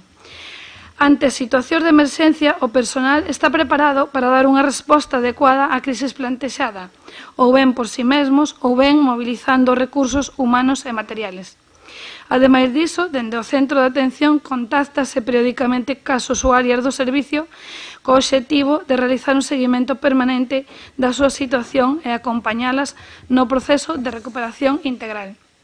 A maiores, comprometémonos a constituir o Consello Provincial da Muller, que fomente a participación e o traballo en rede en todas as comarcas de Ourense, de todas as entidades locais e sociais que traballan na loita contra a violencia de xénero, así como representación das institucións académicas para pôr en marcha accións igualitarias en toda a provincia. Este grupo de goberno, encabezada polo seu presidente, amosamos o noso compromiso por seguir traballando en prol da igualdade de oportunidades entre mulleres e homes para contribuir a unha sociedade máis xusta, equilibrada e libre de violencia de xénero. Moitas gracias. Procede agora un breve turno de peche neste debate. BNG, ten a palabra. Moitas gracias, señor presidente. Sí, moi breve, solo para aclarar un par de cuestións. A primeira é a respecto da moción do Partido Socialista, dicir que nós vamos a optar pola abstención, porque, aínda que estamos plenamente de acordo ca parte expositiva, o que non podemos estar de acordo é con algún dos acordos, porque entendemos que é menos concreta que a nosa. A nosa falaba de adicar o 1% do orzamento da Xunta a loita contra a violencia machista, como xa expliquei anteriormente, que, como xa se ten dito tamén, produciu máis vítimas que o terrorismo en 40 anos. E, ademais, a Xunta ten instrumentos legais que o único que ten que facer é poñer en marcha. E, por suposto, o que tamén estamos en absoluto desacordo é co feito de que a Diputación asuma algunha competencia nesta materia. Ao respecto desto, aínda que agradecemos a predisposición do Partido Popular e o voto a favor da nosa moción, pois vénseme á cabeza unha anécdota que contan de Gandhi, que unha muller levoulle a un fillo para que deixara de comer azucre. Gandhi díxolle, pois, traimo dentro de 15 días. Pasaron 15 días, a muller volveu co seu fillo, entonces Gandhi colleu e dicelle, neno, deixa de comer azucre. A muller sorprendeuse e dixo, home, pudeches facer isto fai 15 días, porque me faz vir despois de 2 semanas e simplemente para facer isto, para dicirlle isto. E Gandhi contestoulle que non o podía haber feito fai 2 semanas, porque fai 2 semanas il comía azucre. Qual é a moralexa deste conto? Pois que ninguén pode ensinar a outro o que non sabe e o que non aplica. En todo caso, agardemos que definitivamente este sexa un primeiro paso na boa dirección e que realmente cambie a actitude a respecto deste problema por parte de vostedes. Nada máis, moitas gracias. Grupo Socialista. Lamento, a verdade, que o BNG non se poda sumar a esta proposta de acordo que traemos. Creo que é importante impulsar desde todas as administracións un traballo coordinado para loitar contra esta lacra. Suscribo casi o 100% do que dixo o portavoz de Democracia Ourenzana. Non é fácil abordar o problema, pero sí que é necesario. En relación ao que dixo a diputada do PP, bueno, non vou entrar no plan de igualdade, porque sí que é verdade que nos expresamos no pleno no que debatimos as nosa opinión sobre ese plan de igualdade. Non creo que se toque o tema, porque senón sería un pouco contrarrestar a proposta de acordo que nos traemos aquí, que creemos que é moi importante que isto salga adiante.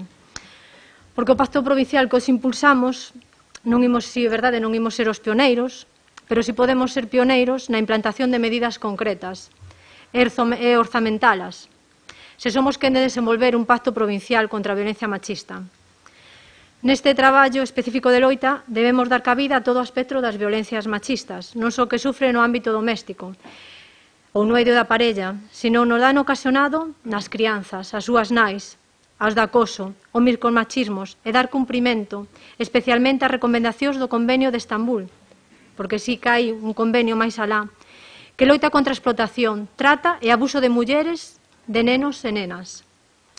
Vamos estar vixiantes, vamos exixir que se dote financieramente, que se lle otorguen recursos aos concellos, para que se poida actuar de primeira man e vamos a frear entre todos esta barbarie.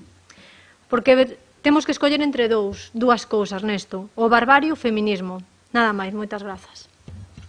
Moi ben, rematado o debate, sométense a votación as dúas iniciativas. En primeiro lugar, a moción do BNG. Votos a favor da mesma? 23, votos en contra, abstencións. Dúas, queda aprobada. E votase agora a moción do Grupo Socialista sobre a violencia de xénero. Votos a favor? 23, Collado de Elvira Lama 24, abstencións. Unha, queda aprobada. Moitas grazas. O punto número 11, unha moción do BNG sobre o protocolo xeral de actuación xunta FEGAMP para fomentar a implantación e fixación de empresas mediante creación da iniciativa Concellos Doing Business Galicia. Ten a palabra, en primeiro lugar, o BNG. Moitas gracias, señor presidente. Ben, esta iniciativa ven a raíz da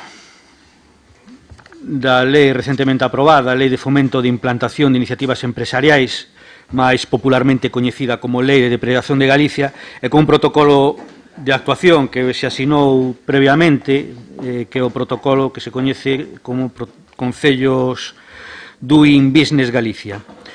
Boa exposición de motivos. A maioría absoluta do Partido Popular no Parlamento galego conseguiu sacar adiante a proposición de lei presentada a comezos de agosto co título de Lei de Fomento de Implantación de Iniciativas Empresariais de Galicia. Baixo este eufemismo non é outra cousa, como acabo de decir, que a Lei de Depredación. Unha norma que vai ter importantes repercusións en prácticamente todos os sectores vencellados á actividade industrial do país e, por suposto, tamén no marco legislativo que regula a protección do patrimonio natural e os prazos de información e exposicións públicas. Deixando a marxe o feito xa habitual de que o Partido Popular elixixe o mes de agosto para a presentación da Lei de Fomento de Iniciativas Empresariais, é indubidable que o texto ten provocado fortes resistencias nun amplo grupo de colectivos vencellados ao ecoloxismo, o mundo rural e a protección do patrimonio natural, ata o punto de terse mobilizado máis de 15.000 persoas polas rúas de Compostela. Non é menos rechamante que para evitar unha serie de controis que se tería que cumprir no caso de promovela como goberno, a través dun proxecto de lei, o PP, o Partido Popular, acudise á figura da proposición de lei. Deste xeito, aforra unha serie de trámites relacionados coa exposición pública, os prazos de delegacións, os ditames de organismos alleos ao Executivo, así como informes de control da legalidade ou de dotación económica, entre outros. A invocación á ampla participación da cidadanía na elaboración desta norma que figura na exposición de motivos non semella ser compatível cun trámite feito con estivalidade e pola vía de urxencia, e iso sen entrar a valorar as restriccións aos prazos de información pública que recolle o articulado.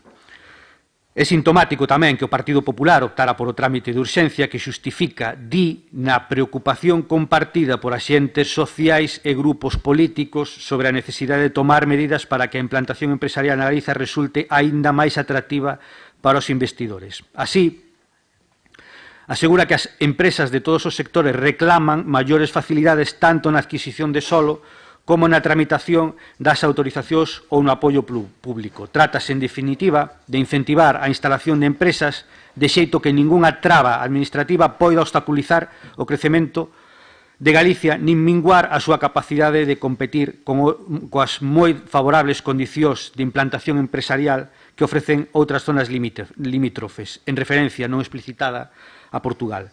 E para acadalo, o Partido Popular aboga por modificar unha serie de leis, algunhas de xeito sustancial, mesmo as aprobadas polo propio Partido Popular. Esta autocorrección é a constatación do seu fracaso ao facer unha auténtica emenda á totalidade das súas propias políticas pasadas. A modo de resumo, podemos dicir que a chamada Lei de Depredación é unha lei feita sen participación dos axentes sociais e sectores económicos e sen diagnose da situación real da economía galega. Unha lei para modificar sen consenso múltiples leis para centrarse no ámbito forestal e no extractivo, desprezando outros sectores, e co obxectivo de reducir a transparencia e o dereito á información e participación da cidadanía na tramitación de expedientes. Desdeña a ordenación, planificación e contorna, sen ter en conta os custos sociais e ambientais e ponse ao servicio das grandes empresas enerxéticas forestais extractivas. É unha lei que pretende ocultar a falta da Xunta de Galicia de planificación, obxectivos e compromisos orzamentarios no tecido industrial e empresarial galego. Vai permitir as declaracións de supramunicipalidade da Xunta de Galicia pasando por riba dos concellos e favorecendo industrias como Ence ou a minaría en Touro. A Xunta de Galicia e a FEGAM veñen de asinar un protocolo xeral de actuación para fomentar a implantación e fixación de empresas mediante a creación da iniciativa Concellos Doing Business Galicia. Nós o que demandamos, as propostas de acordo, son 4 relacionadas tanto ca lei de fomento e implantación de iniciativas como co propio protocolo. En primeiro lugar, maior responsabilidade da Xunta de Galicia na atracción de empresas e investimentos con planificación, obxectivos e compromisos orzamentarios no tecido industrial e empresarial galego e que reconsidere a súa lei de fomento de implantación de iniciativas empresariais polos custos sociais e ambientais que pode producir. En segundo lugar, máis recursos e medidas para que os concellos poidan facer un desenvolvemento local real.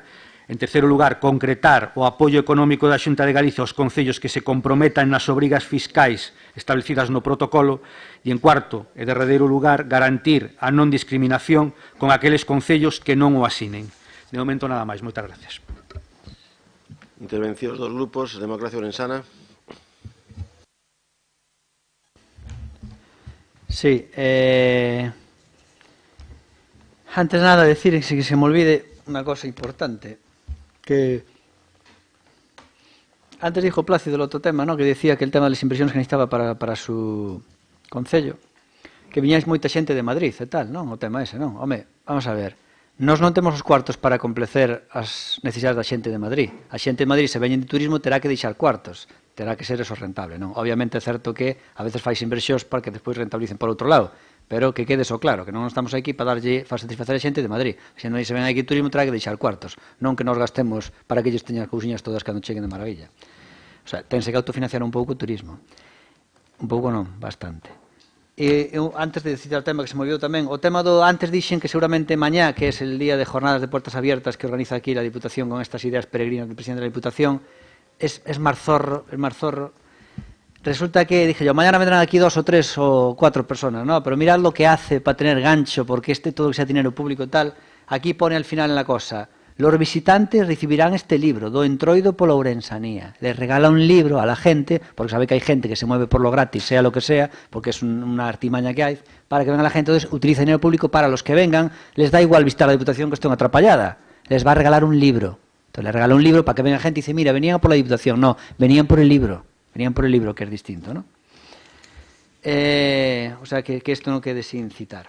Bueno, respecto a esta moción que trae aquí hoy en día el Bloque Nacionalista Gallego, es curioso porque nosotros llevamos al Ayuntamiento de Orense, que es el día 1 de diciembre, el viernes, el próximo viernes, llevamos una moción en la que realmente tiene que ver con esto que trae aquí el Bloque, y es lo siguiente, es que no se admitan, es lo que vamos a pedirle al alcalde de Orense, que no se admitan mociones de este tipo en el Concello de Orense, y si fuera la Diputación, pues en la Diputación. ¿Por qué? Porque hace poco una sentencia del Tribunal Superior de Justicia de Andalucía dictaminaba, le daba la razón al alcalde, o en este caso al presidente de una Diputación, pero bueno, en este caso de un alcalde, para que no admitiera mociones de este tipo, porque los ponentes denunciaban a ver por qué no se admitían, y lo que el Tribunal Superior de Justicia de Galicia decía es que el alcalde hace lo correcto, está en su derecho de rechazar mociones que no son de la competencia propia. En este caso, todo lo que pide aquí el bloque, que son 4 puntos en concreto, ninguno es referente a la provincia de Orense. Es simplemente a un tema, obviamente, autonómico. Muchas veces son temas autonómicos, estatales, incluso a veces se traen aquí temas europeos. Oye, cuando no es un tema, obviamente todo lo que ocurre en el mundo influye a Orense, por ese argumento no podemos ir. Pero como no es algo propio de Orense, se está intentando hacer política autonómica en la Diputación. Nosotros creemos que esto de aquí es una tomadura de pelo, es incluso una usurpación de funciones, y realmente es una estafa al electorado. Oye, nosotros nos eligieron para hacer política provincial, no autonómica. Y esto de aquí es una tomadura de pelo porque esto quien lo tiene que debatir son el Parlamento Europeo. No es algo típico de Orense. Nosotros veríamos bien que se instara desde aquí a la Xunta para algo típico, particular de Orense, un problema. Nosotros aquí vamos a traer próximamente mociones en que vamos a instar a la Xunta. Por ejemplo, en el Concello de Orense queremos que se suprima, que se amplíe la Plaza de San Martín al lado de la Catedral. Y eso es necesario eliminar el antiguo edificio de la Policía Local. Pues nosotros vamos a instar a la Xunta de Galicia para que acarree los gastos. Es instar algo muy concreto de Orense. Aquí no se produce el tema, y aunque es un tema que pide aquí el bloque, que es tremendamente importante, no es particular de la provincia de Orense ni de la ciudad, y creemos que no procede, por eso nos vamos a abstener. Grupo Socialista. Bos días a todos e todas. Efectivamente, a moción do Bloque Nacionalista Galego, o título é do protocolo xeral entre a FEGAN e a Consellería de Industria, pero despois na exposición de motivos, ao final, o que traslada é a proposición de lei que levou ao Parlamento de Galicia o Partido Popular. Nese aspecto, no Parlamento de Galicia, a postura do Partido Socialista quedou reflexada, claramente votando en contra desa lei que dentro delas incluye este protocolo que tamén, por outro lado, non estamos totalmente de acordo porque máis ben chantaxea aos concellos a que asinen este convenio para ter máis posibilidades a hora de ter algún tipo de subvención. Entendemos que sí, que podían premialos con un outro tipo de subvencións sin disminuir o que sería dos demais, porque eso vai en merma das subvencións que poden conseguir os demais. Por lo tanto, tamén é, por outro lado, este convenio é de libre asignación, por lo tanto, o que quere asina e o que non quere non asina, e, por lo tanto, tamén nos vamos a absteñer nesta moción. Grupo Popular, ten a palabra. Gracias, señor presidente. Permítame dicirlle ao señor Pérez Jácome que o Concelliño de Muiños non lle paga as vacacións aos madrileños, só faltaría. Voulle explicar, por eso eu invito a que veña por alá por enésima vez, veña a verme a Muiños, que eu lle enseñarei, tamén o invito a comer, non se preocupe. Pero mire, Muiños conta con 2 albergues con 166 plazas e un camping de 300 plazas. E por estar ali, ben en estancia solo ou ben con pensión completa, para que vostede me entenda, o Concello ten unhas tarifas e cobra. E por eso, pois, contratamos cociñeiras, contratamos monitores e directores de tempo libre, operarios de mantemento, etcétera, etcétera, etcétera. O sea que nós non lle pagamos as vacacións a ninguén, e os madrileños tampouco. Mire, concretamente, este fin de semana temos 42 persoas ali, xóvenes, que van facer sendeirismo e BTT, por lle poñer un exemplo, este fin de semana.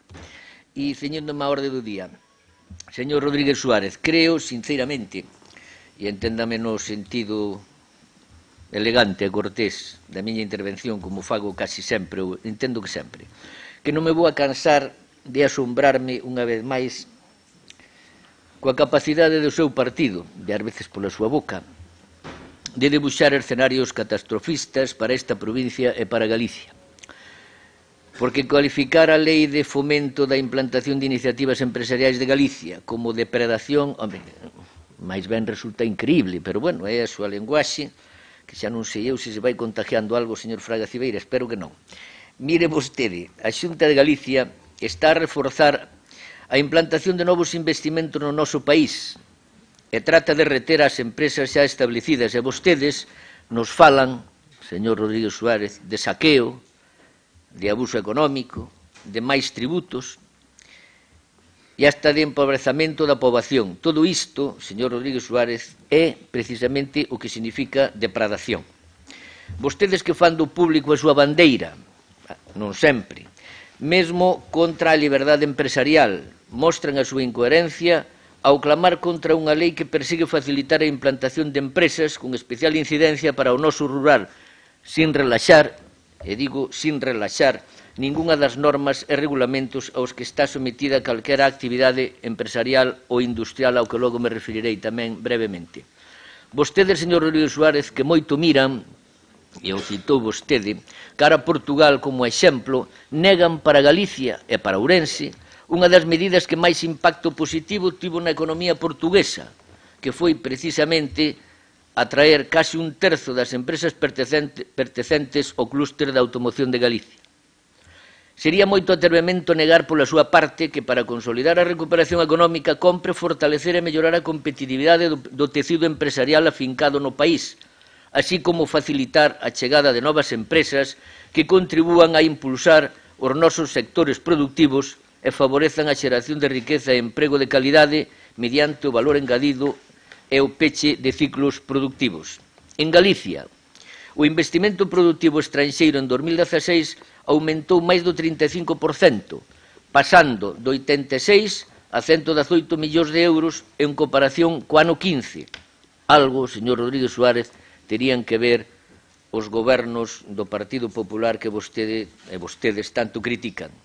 E aínda máis importante, só no primeiro semestre, mire que dato, do ano 17, o sea, do presente ano, a captación de investimentos xa chegaba a 90 millóns de euros, máis do 76% de todo o captado no ano anterior.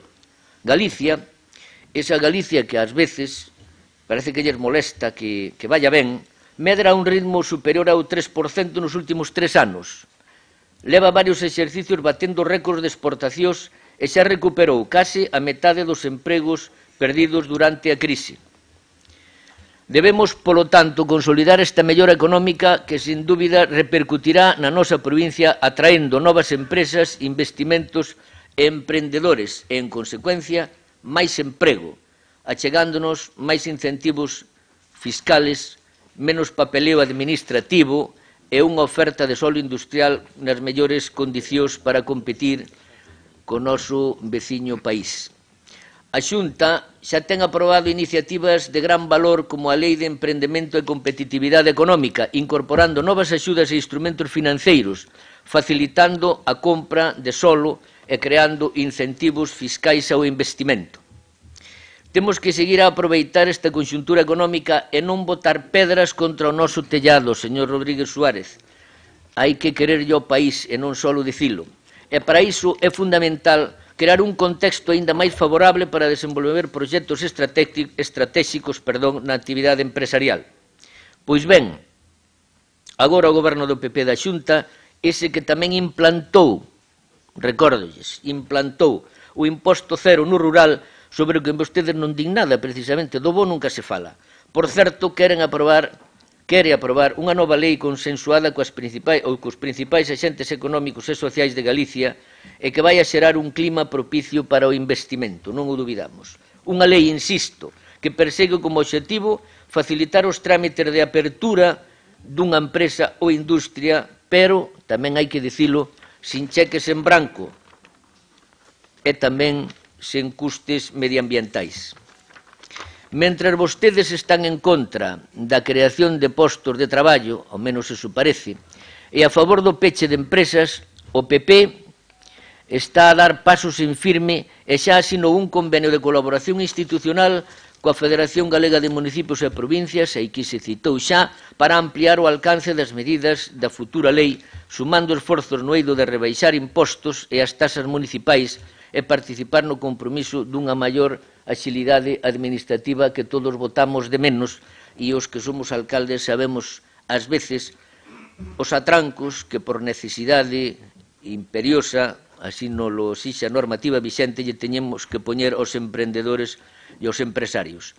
A firma deste convenio por parte dos concellos é unha mostra máis do compromiso co progreso económico e social da nosa terra e, ademais, trae beneficios en tanto que os concellos adheridos que obteñan o distintivo de Concello Doing Business en Galicia terán preferencia nas axudas autonómicas destinadas a impulsar a industria ou emprego ou emprendemento. Un Concello Doing Business ofrecerá máis incentivos fiscais, simplificación administrativa e facilidades de acceso a solo empresarial. Habrá incentivos no imposto de bens inmobles, no de actividades económicas e no imposto de construcións, instalacións e obras para aqueles proxectos que impliquen nova implantación ou ampliación de empresas xa existentes, sempre cando garantan a creación de emprego. Unha bonificación de ata o 95% cando se creen máis de 20 postos de traballo, como mínimo do 75% cando sexan entre 11 e 20 empregos e como mínimo do 50% para a creación de ata 10 empregos. Tampouco exixirán taxa por licencia de obra ou apertura en todos os proxectos que impliquen nova implantación ou ampliación de empresas xa existentes que conleven, por suposto, a creación de novos postos de traballo. Ademais, a concesión das licencias de obra maior, e isto é moi importante, terá un prazo máximo de 30 días naturais desde que o Concello dispoña de todos os informes. E quero remarcar cando se dispoña de todos os informes, que, repito, non se darán cheques en branco. E con respecto ao solo empresarial, fixaránse prezos competitivos establecendo bonificacións e incorporará a súa oferta o dereito de superficie, tema tamén importante. E remato xa, señor presidente, tan solo dicirlle ao señor Rodríguez Suárez que votaremos non, e ao mesmo tempo dicirlle que a visión apocalíptica que vostedes dibuixan dun país chamado Galicia e dunha provincia como Ourense xa non a cree ninguén. E iso o que lle está a pasar factura, e yo digo, bueno, tome como un consello e faga con el o que queira. Factura política unha e outra vez cando hai procesos electorais. Recórdolles en todo caso que o PP comprometeuse a que esta fose a legislatura do rural e a facilitar e axilizar a creación de empresas. Nese camiño estamos, nese camiño seguiremos hasta que remate a nosa responsabilidade de goberno. Moitas gracias. Ábrese unha segunda quenda de intervencións. BNG, ten a palabra. Gracias, señor presidente. En primeiro lugar, con respecto ao que dicía o portavoz de Democracia Orensana, eu xa o dixen nunha intervención anterior, non vamos a renunciar a dar debates aquí de temas que, inda que non sean estrictamente competencia nosa ou non nos afecten en exclusiva, si pensamos que se deben tratar aquí e se debe haber un posicionamento deste pleno. E, desde logo, tamén dicir que nos parece moi sorprendente decir que isto non é exclusivo da provincia de Ourense ou non é un problema da provincia de Ourense. Home, a non ser que últimamente as decisións que toma o Goberno da Xunta ou as leis que se aproban no Parlamento non nos afectan e estamos excluídos da súa aplicación, eu creo que este é un problema grave e un problema que nos afecta de cheo. Non só a nós, efectivamente, pero a nós tamén. Con respecto á intervención do portavoz do Partido Popular, decirlle que, unha vez máis, insistirlle en que iso que vostede suele calificar de visión apocalíptica, nós chamamos visión realista, simplemente, visión realista.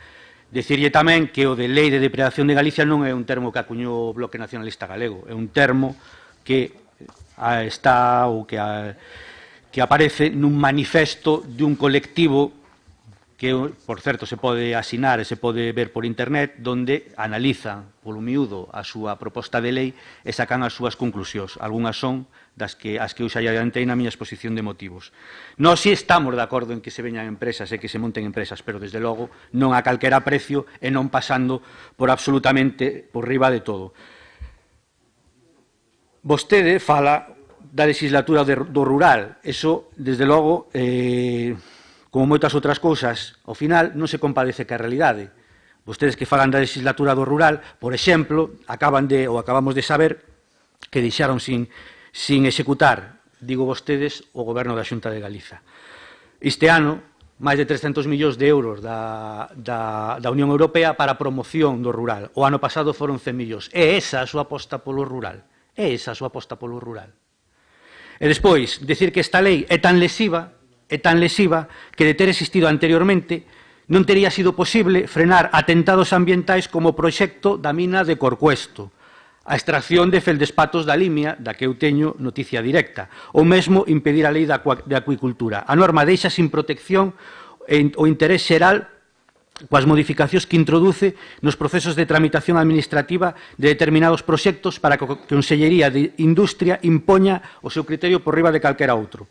As consecuencias desta lei para o rural son enormes. Para as granxas é un auténtico drama, porque vai provocar que se siga a perder superficie agraria útil. Temos das superficies agrarias útiles máis baixas de Europa, menos dun 20%, cando a maioría dos países europeos están por riba do 50%. Trátase de seguir expulsando xente do rural, eliminando as actividades que manteñen coidado ao medio e as que poden, de verdade, loitar contra a lacra dos lumes.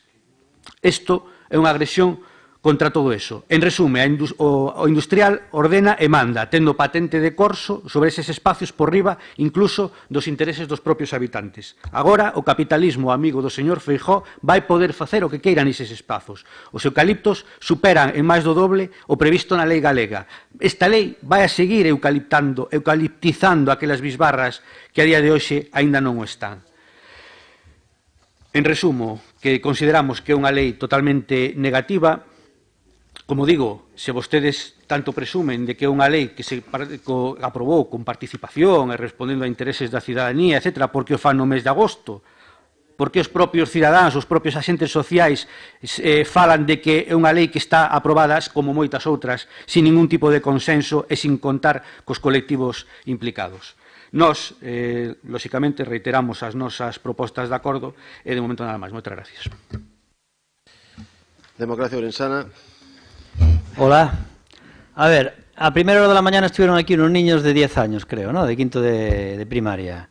Pues en quinto de primaria no sé cuándo se enseña la teoría de conjuntos, pero tener que ahora ponernos a debatir a nivel de quinto de primaria me parece patético. O sea, vamos a ver. Las mociones que podamos traer aquí son mociones de provinciales y del Concello de Orense. Estamos dentro, obviamente, de un ámbito autonómico. Y esto está dentro de un ámbito estatal y un ámbito europeo y mundial. Entonces, hombre, todo lo que afecte, obviamente, todo lo que se haga en Europa, pues puede acabar afectando a Orense. Sin embargo, no es nuestra competencia. Entonces, claro, ponerse a decir de que tenemos que llevar cualquier tema mundial porque afecta a Orense, eso ya lo sabemos. Es una teoría de conjuntos, estamos dentro. Oye, los números naturales están también dentro de los números racionales. Eso ya lo sabemos, es de quinto de GB. Ahora la pregunta es la siguiente. Nosotros nos votaron para tratar temas de la provincia de Orense y en el concello temas del municipio y podemos pedir cuando es algo particular nuestro. Ahora, traer temas aquí autonómicos, que son estrictamente autonómicos y que no son particulares de Orense, nos parece una estafa democrática. Además, el bloque seguramente esta moción la lleve también, la llevará o la llevó ya al Parlamento gallego. Y porque no están en el Concello de Orense, sino también la llevarían al Concello de Orense. Entonces, hombre, esto me parece ya que es redundante. Y no entender luego la teoría de conjuntos y ponernos aquí a hablar de lo que afecta a Orense y lo que no afecta, pues ya me parece que ese debate ya tenía que haberse dado cuando estaban los niños aquí de 10 años, no ahora. Grupo Socialista, cando queira. Bueno, non sei que a verdade é que a proposición esa de lei foi precisamente debatida este verao, por tanto, tampouco vai haber esa moción que dice o señor Jácome, porque acaba de debatirse. En ela, o Partido Socialista fixe unhas emendas que non foron aprobadas, polo tanto, non creo que ahora mismo unha lei que se acaba de aprobar pois teña algún tipo de incidencia ou que nós podamos decir ou non.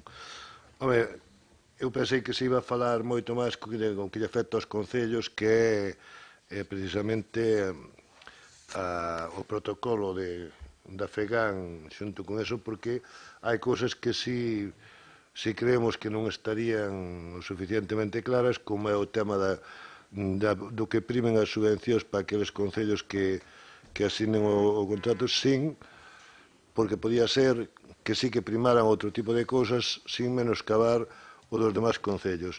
É o que nos dá a sensación por este protocolo, que é un protocolo, e a verdade é que o único que ven a decir é que, bueno, a Xunta é a que fai a invitación e os concellos pagan, porque nese protocolo é o que hai. Tamén, señor Álvaro Baño, moitos deses impostos xa tiña o propio Concello, a propia Administración local tamén potestá de facer bonificacións en algúns deles, IBI, construcións, etc. Moitas gracias. Grupo Popular. Gracias, señor presidente. Dá impresión que lle teñen manía o mes de agosto, pero, bueno, teñen para o que queren, porque vostedes solicitaron a convocatoria dun pleno extraordinario e nós unhos con vacacións e outros sin elas, aquí estuvemos ao pé do cañón, señor Rodríguez Suárez, entonces tampouco lle temos tanta manía, se hai que traballar, traballa sempre. E en canto ao termo de degradación, pois ben, eu non digo que sea un término de vostedes de inicio, o que si está claro é que tan pronto se ese manifesto fixeron propio inmediatamente, o que quer decir que están de acordo con il. Entonces me dá igual que sea de inicio que sea de seguidismo puro e inmediato, non? E que máis lle teño que dicir? Que, pois o seguinte, que a nós nos conste, señor Rodríguez Suárez, o BNG está ben representado na FEGAN, eso non o durará vostede, non o dudo eu, imagine vostede, que ven a ser a entidade que acaba de asinar coa Xunta de Galicia esta iniciativa de máxima importancia para Galicia, eso añado eu, por lo menos eu así o valoro. Polo tanto, dende o punto de vista, diría eu, serio e de oportunidade política, oportunismo sería outra cousa, non é de recibo esta moción cando acaba de presentarse e aínda é moi prematuro avaliar os resultados desta iniciativa. En eso coincidirá comigo. Podes estar sempre en contra de todo, máis ben ese é o que nos dan a entender vostedes na maioría dos casos.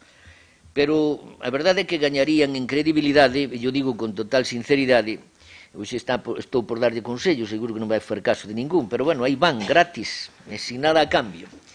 Se esperasen a xulgar con datos na man, e digo con datos na man, señor Rodríguez Suárez, cuestións como esta, coa que resulta curioso, vostedes mesmos como partido, por eso non nos dou entendido, en algúns casos como hoxe, están de acordo. Senón, salvo que me equivoque, xa me corrixirá usted, preguntémoslo ao señor alcalde de Allariz, que é un dos máximos responsables da Federación Galega de Municipios e Provincias e que eu sepa representa o BNG. Polo tanto, menos oportunismo, señor Rodríguez Suárez, e máis propostas en favor da nosa provincia e dos seus cidadáns. E remato xa e non lle dou máis consellos por hoxe. Moitas gracias. Breve turno de peche desta iniciativa. BNG, cando queira. Moitas gracias, señor presidente. Bueno, en primeiro lugar, o mellor o que non ten clara a teoría de conxuntos é o portavoz de Democracia Orensana. Xa teño dito máis veces, máis alá dos formalismos, máis alá de todas estas debates bizantinos que temos a veces sobre se sí ou se non, se debate mocións que non son competencia ou que non, a mí o que tamén me gustaría saber é que lle parece a vostede a lei, se ten algunha opinión ao respecto. No final non a soupemos. Non lle temos manía ao mes de agosto, señor Álvarez do Baño, non lle temos manía, o que parece que vostede lle teña unha especial querencia ao mes de agosto para tratar e traer temas que poidan resultar ao final incómodos. E nós reiteramos, é unha lei, a lei de iniciativas empresariais, que está feita sin participación dos axentes sociais. É unha lei que está feita sin a diagnose real da situación da economía galega. É unha lei feita para modificar, sen consenso, múltiples leis para centrarse no ámbito, sobre todo, forestal e extractivo, despreciando outros sectores, e co objetivo de reducir a transparencia e o dereito á información e participación da cidadanía. É unha lei que desdeña a ordenación, planificación e contorna sen ter en conta os custos sociais e ambientais, e que se pon ao servicio das grandes empresas enerxéticas forestais extractivas normalmente de fora de Galicia, que nos deixan máis ben pouco beneficio. E é unha lei que pretende ocultar a falta da Xunta de Galicia de planificación, obxectivos e compromisos orzamentarios no tecido industrial galego e que vai permitir a declaración de supramunicipalidade pasando por riba de concellos e favorecendo as grandes industrias, xa puxendo os exemplos, Ence e Touro. E respecto concretamente do protocolo firmado por Xunta e FEGAN, Concellos Doing Business, nos o que propoñemos tamén, como segundo e terceiro punto na nosa moción, é que se concrete o apoio económico da Xunta de Galiza aos concellos que se comprometan nas obrigas fiscais establecidas nese protocolo e que se garanta que non se discriminen os concellos que non o asinen. Nada máis, moitas gracias. Ben rematado o debate desta moción, sométese a votación a mesma. Votos a favor? 1. Votos en contra? 14. Abstencións? 10, co voto tamén da señora Elvira Lama, queda rexeitada. Pasamos ao punto 12, que é o de mocións de urxencia. Non hai mocións de urxencia. Hai un escrito do BNG registrado onte que di moción sobre a contratación do proxecto Conecta Ourense, pero que en ningún momento se cataloga como moción de urxencia. Considera que é de urxencia pois ten un breve turno para explicar o motivo da urxencia, por favor. Moitas gracias, señor presidente. Eu entendo que era unha moción de urxencia, de feito, trasladouse a todos os grupos como tal, me parece. Un documento de iniciativa política o que suele facerse no título, dicir se é de urxencia ou é unha moción ordinaria. Non o pon, pode ser un esquecemento, ten a oportunidade de defendela como se así se tratara e se houbera calificado así. Moitas gracias, señor presidente. É unha moción de urxencia. Ben, vou a xustificalo moi brevemente. A urxencia, vou justificar a urxencia. Volvimos de coñecer a través dun medio de comunicación que o proxecto que esta Diputación encargou a PricewaterhouseCoopers para a redacción do proxecto Conecta Ourense, que o que a Diputación pretendía captar 15 millóns de euros para desenvolvemento urbano sustentable, é en boa medida unha copia e pega do outro plan existente, nomeadamente o de mobilidade urbana sustentable que o Concello de Ourense encargou no ano 2012. A nós isto parecenos suficientemente grave para que, en todo caso, se aclare a maior brevidade posible. E aí, ou deso tamén ben derivada a urxencia, que é que un dos acordos que plantexamos é que na seguinte, na primeira Comisión de Transparencia que se convoque na seguinte do mes de decembro, o vicepresidente segundo da Diputación e presidente da Comisión de Transparencia, don Jorge Pumar, de a traslado aos grupos da oposición de toda a información da que dispón en relación con esta cuestión para corroborar ou desmentir a veracidade desta información e que, de constatarse os feitos, se proceda a dar de orden aos servicios de contratación para que incoen un expediente de reintegro e interporen, no seu caso, as demandas contra a consultora por un presunto ilícito penal. Entendemos que isto justifica por si mesmo a urxencia, primeiro, como digo, resumindo, no feito de que é un tema grave, que necesita ser aclarado a maior brevidade posible e que, en todo caso, se se aprobara e se aprobaran os acordos, afectarían xa ou serían de aplicación na vindeira Comisión de Transparencia. Nada máis, moitas gracias. Moi ben, algún outro grupo quere pronunciarse sobre a urxencia? Sí, Democracia Orensana. Hola. Casi todos os libros de management, en ciertos momentos, resaltan la diferencia entre urgente e importante, que mucha gente confunde los términos urgente e importante. Nosotros creemos que este tema es súper importante, pero hay que decirlo, no es urgente, no en la medida que se quiere traer. Y máxime, además, si algo es súper importante y no es urgente, razón de más para retrasarlo y examinarlo con mucho más detenimiento. Entonces, realmente, creemos que hay que examinarlo bien y, como no es urgente, bien puede esperar 3 o 4 semanas. ¿Algún outro grupo? Sí, Grupo Socialista. Nos manteremos o criterio habitual e votaremos a favor da urxencia, sin máis. Grupo Popular. Bos días a todas e a todos. Gracias, presidente. En primer lugar, este equipo de goberno rexeitamos a urxencia por dous motivos principais. Primeiro, como ben dicía o presidente, o texto da moción non aparece a palabra urxente por ningún sitio. Bueno, unha moción presentada no día de onte, non? Presentada no día de onte. Segundo motivo principal é que, segundo o acordo que vostedes teñen no texto, o primeiro punto é que na vindeira Comisión de Transparencia daráselle toda a información aos grupos políticos, é o que faremos.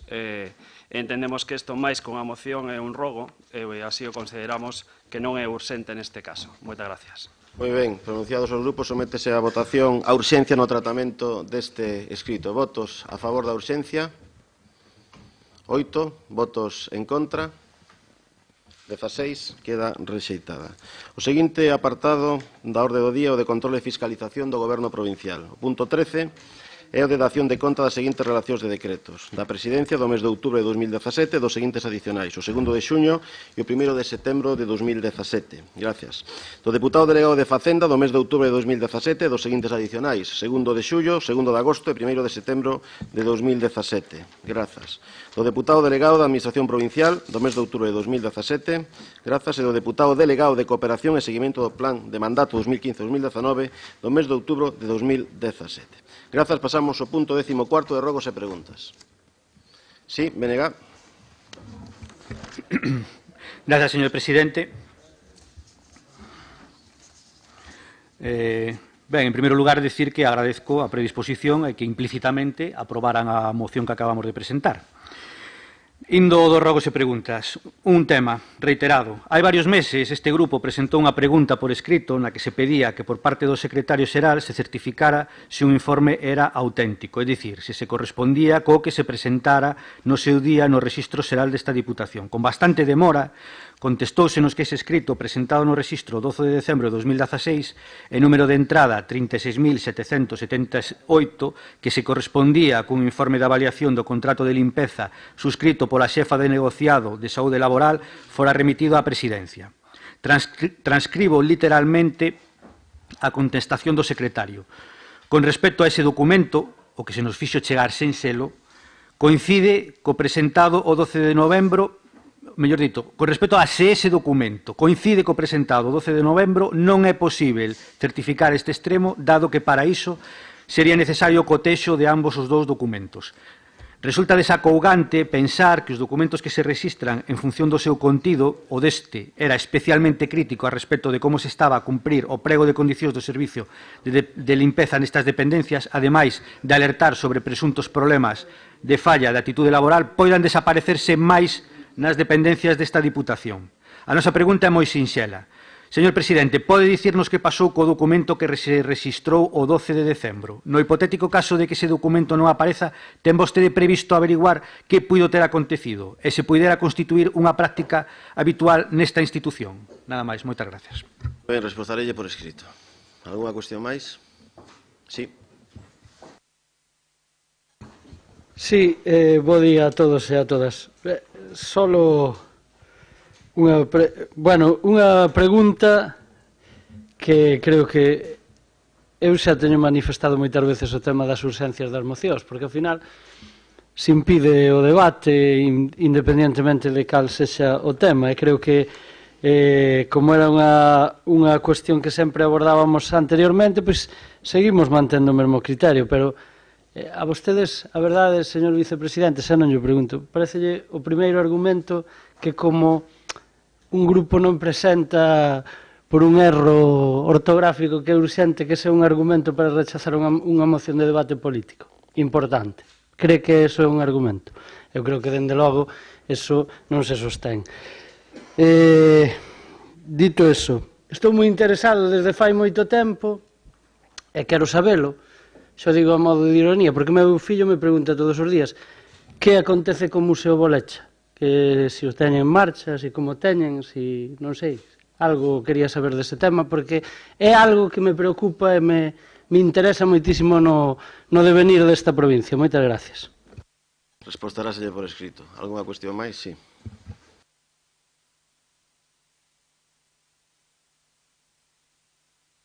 Perdón, señor presidente, dicía que eu, para rematar, tampouco me quero sustraer a facer o meu comentario politolóxico do pleno de hoxe, a valoración politolóxica do pleno de hoxe. No meu caso vai ser tamén unha análise politontolóxica. Señor Álvarez do Baño, atenda un segundo. Escoitei no todo o pleno iso que interviu hoxe. Voume decepcionado porque non lle escoitei dicir palo remas, palo porque non remas.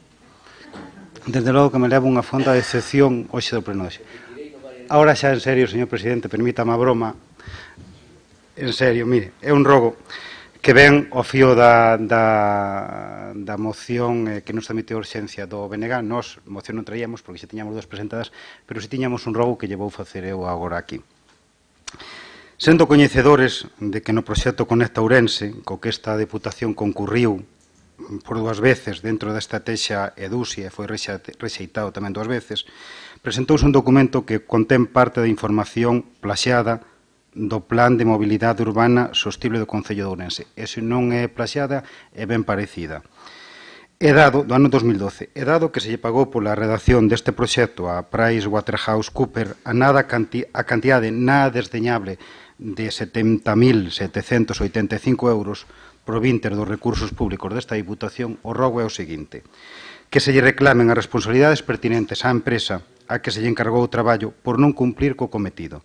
Amósase que o documento presentado carecía da calidade mínima para ser presentado, por iso Entendemos que foi rexeitado en 2 ocasións.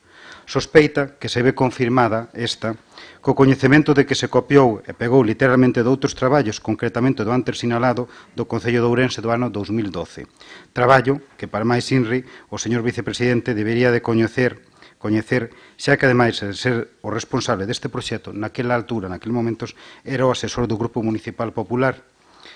Isto ten toda a pinta de ser unha tomadura de pelo por parte da empresa, e nós o que non queremos é que esta Diputación se quede máis cruzados, por iso queremos que se lle pida responsabilidades a esa empresa. Moitas gracias. Grazas, queda constancia do seu rogo e comparto tamén a decepción por non escoitar esa expresión de Plácido Álvarez do Baño neste pleno. Se non hai ninguna outra pregunta, agradecelles a súa asistencia e participación e levantamos a sesión. Moitas grazas.